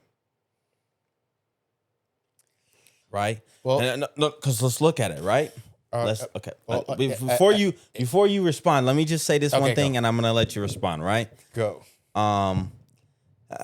Growing up, I'll give an example, right? And then I will allow you to respond to it. Okay. We're taught that religion is kind of man-made rules to me, right? And then there's the fact of they downplay. I'm sorry. I'm going to let you keep going, but no, you were taught that religion were God made rules to you. Correct, right? Proceed. Well, no. Okay, so let me clarify that, right?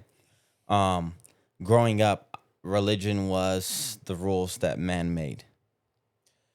I don't think you were for instance, right? Okay. You grew up thinking that God made these rules.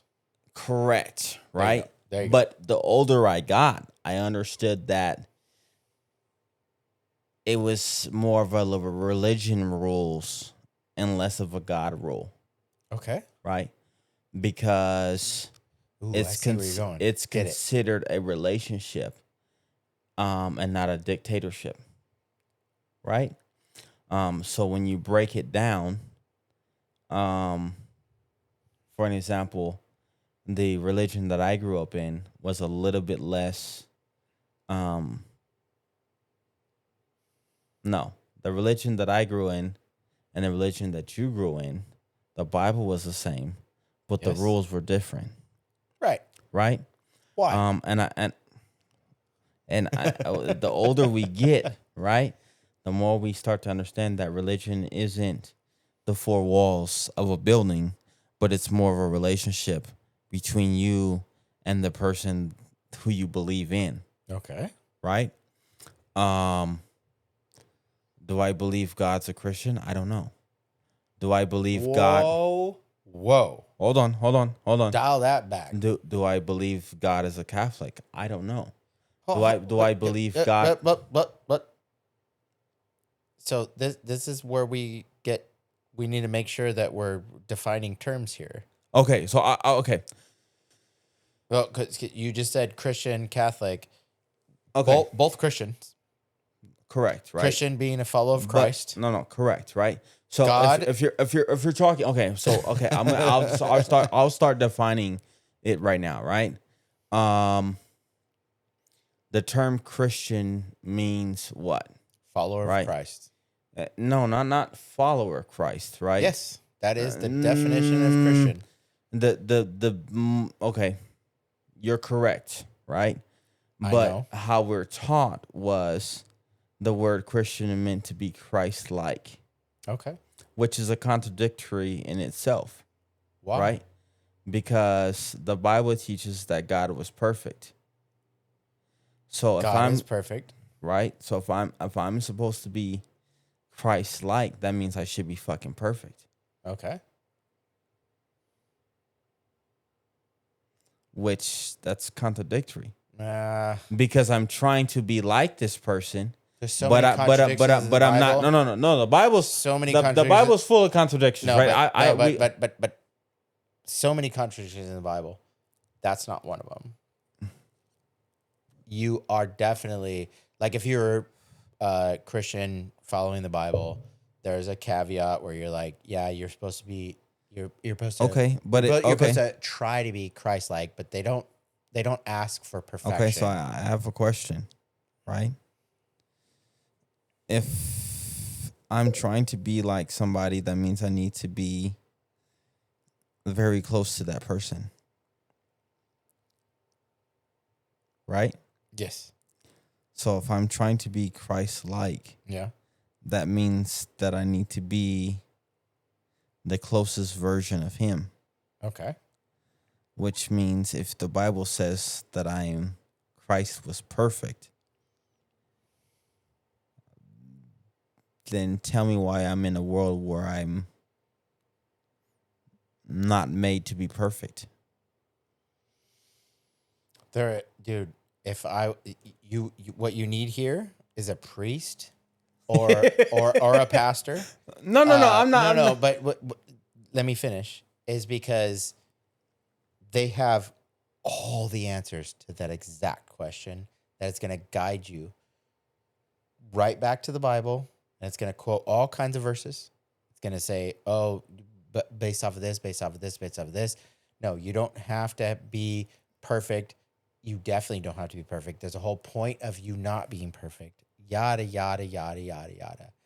So there's answers to that question from a Christian or a biblical standpoint. There's answers to the question. Okay, so then my answer to that question from an atheistic point of view is that you don't have to do any of that because the Bible is fucking hooey. It's all fucking bullshit. It's like you don't have you keep referencing back like, oh, biblical this, biblical that. The Bible is a bunch of books that was written a shit time ago. But is it has not nothing to do with is the Bible not a manual? A manual? Okay. Well, they preach it as if, but no, it's not. Okay, so it's a collection of books. And everything in life, there's a manual. You're right. Everything. I think the Bible. But the only thing. The Bible is supposed to be the only book written. No, let me correct myself. Okay, let me correct myself.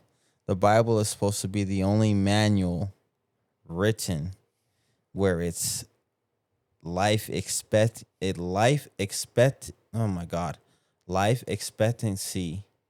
is beyond death. I don't even know what that means. The Bible doesn't have an expiration. You're hiding behind your mic. Okay. Yeah, the Bible is the only manual that doesn't have an expiration. That's not true. The manual for my refrigerator doesn't have an expiration. The manual for your refrigerator expires at death. No. Or end of use. Yes. Right? Why would it? If your refrigerator is no longer able to perform its function beyond its expectancy. I think what's happening here is you're finding it hard to focus on what the point is that you're trying to make. You're probably right. Right? Because my mind is spinning right now. Yeah. Because it's a conversation that, once again, that I have with myself on a daily basis. Do you want to believe in a higher being? Because if you do, I do. You can implement that into your daily life, and it could be beneficial, for sure. So a lot of the bullshit that you'll hear coming from my mouth, and and some on my videos or whatever, it's gonna be more specific to like nuanced shit. It's going to be more of like, who wrote the Bible? Is the Bible valid? How many contradictions are in the Bible? All that stuff. But if you're going to go... you can start from Genesis 1:1, and you'll start to find contradictions in the Bible. Yeah, 1 and 2 don't match up. Genesis 1 and 2 don't match up. Oh, I know. But either way, if you want to implement like this ideology in your mind of like we talked about earlier, it's like those people that go, like my mom, she goes God first, then family, and I've said this on a previous podcast, but it bears repeating. There was this quote that I found so profound, and it was from a fucking movie that got very shitty reviews and not a lot of people watch it. But there's this movie called 10,000 BC, and it followed this fucking one character, and it was in 10,000 BC. And there was a moment in this movie where he's talking to one of his people or whatever, and he says this quote that just sticks with me, and it's so profound. He said, and it was in question of like what we talked about: who runs towards the danger, runs away from the danger. And what the I'm gonna completely murder the quote, but you'll get what I'm talking about. What he said was, he said, some people, everybody draws a circle. Everybody, every individual life form on this planet draws a circle. Some people draw that circle just around themselves, and they make that the fucking meaning. Some people extend that circle, and they go, myself, my wife, and my kids. Some people draw a bigger circle, and they go, myself, my wife, and my kids, and my cousins, and my nieces, and my nephews, and yada, yada, yada. And you see where I'm going. Some people draw that circle so big that they go, the planet. You know what I mean? It just it goes on and goes on. It's like whoever draws that, wherever you draw that circle, that's what's important to you, and that's what you act on. And that's what's important. How you act based off of your circle that you drew. That makes sense to me. But to reference my mom, where she's like, I put God, if I was in control of a vast population. So if I was the president of the United States, there's 330 million people in the United States. Okay. And I wanted those people to behave in a way that was in accordance with what was beneficial to capitalism, to everybody, like businesses and life and fun and all. If I wanted my society that I was in control of to thrive, I think the most important thing to give them would be for all of them to go God, wife, kid, da, da, da, da, da. So that's what I would preach. I don't believe it. I don't think it. I don't think it's accurate. But that's what I would preach, because that's what I think would get the best results. Because if everybody out there was just, whatever, who gives a fuck, probably going to get a little bit more chaos. And then capitalism's not going to fucking take place. There's not going to be a lot of business happening. There's not going to be a lot of stuff. You know what I mean? Yeah, I get you. So I would preach that, but I don't think that's true. I think every individual is what it is. And yeah, draw your circle where you draw it, and then just behave that way in accordance with that way. Okay. I definitely could see where you're coming. But then there's the human aspect of like, why? That's not human. Why? Well, no, because why? Say why. What? Okay, why? okay. Let me. Okay, matter. so maybe not why, right? Why doesn't matter. Do you believe that? Okay, do you believe in astrology? Do you believe that like the month that you were born is gonna indicate any kind of promotion or relationship thing? I don't fully believe in that, but I also. Ooh. I'm not gonna say that. Nope, you yawned. Podcast is over. Thank you for tuning in. You guys are amazing. If you made it this far, I totally appreciate it. I doubt that you did, but if you did, please like, subscribe, leave a comment. Let us know where we went wrong. Let us know where fucking you disagreed with something that we talked about. And let's have a conversation. I really appreciate it.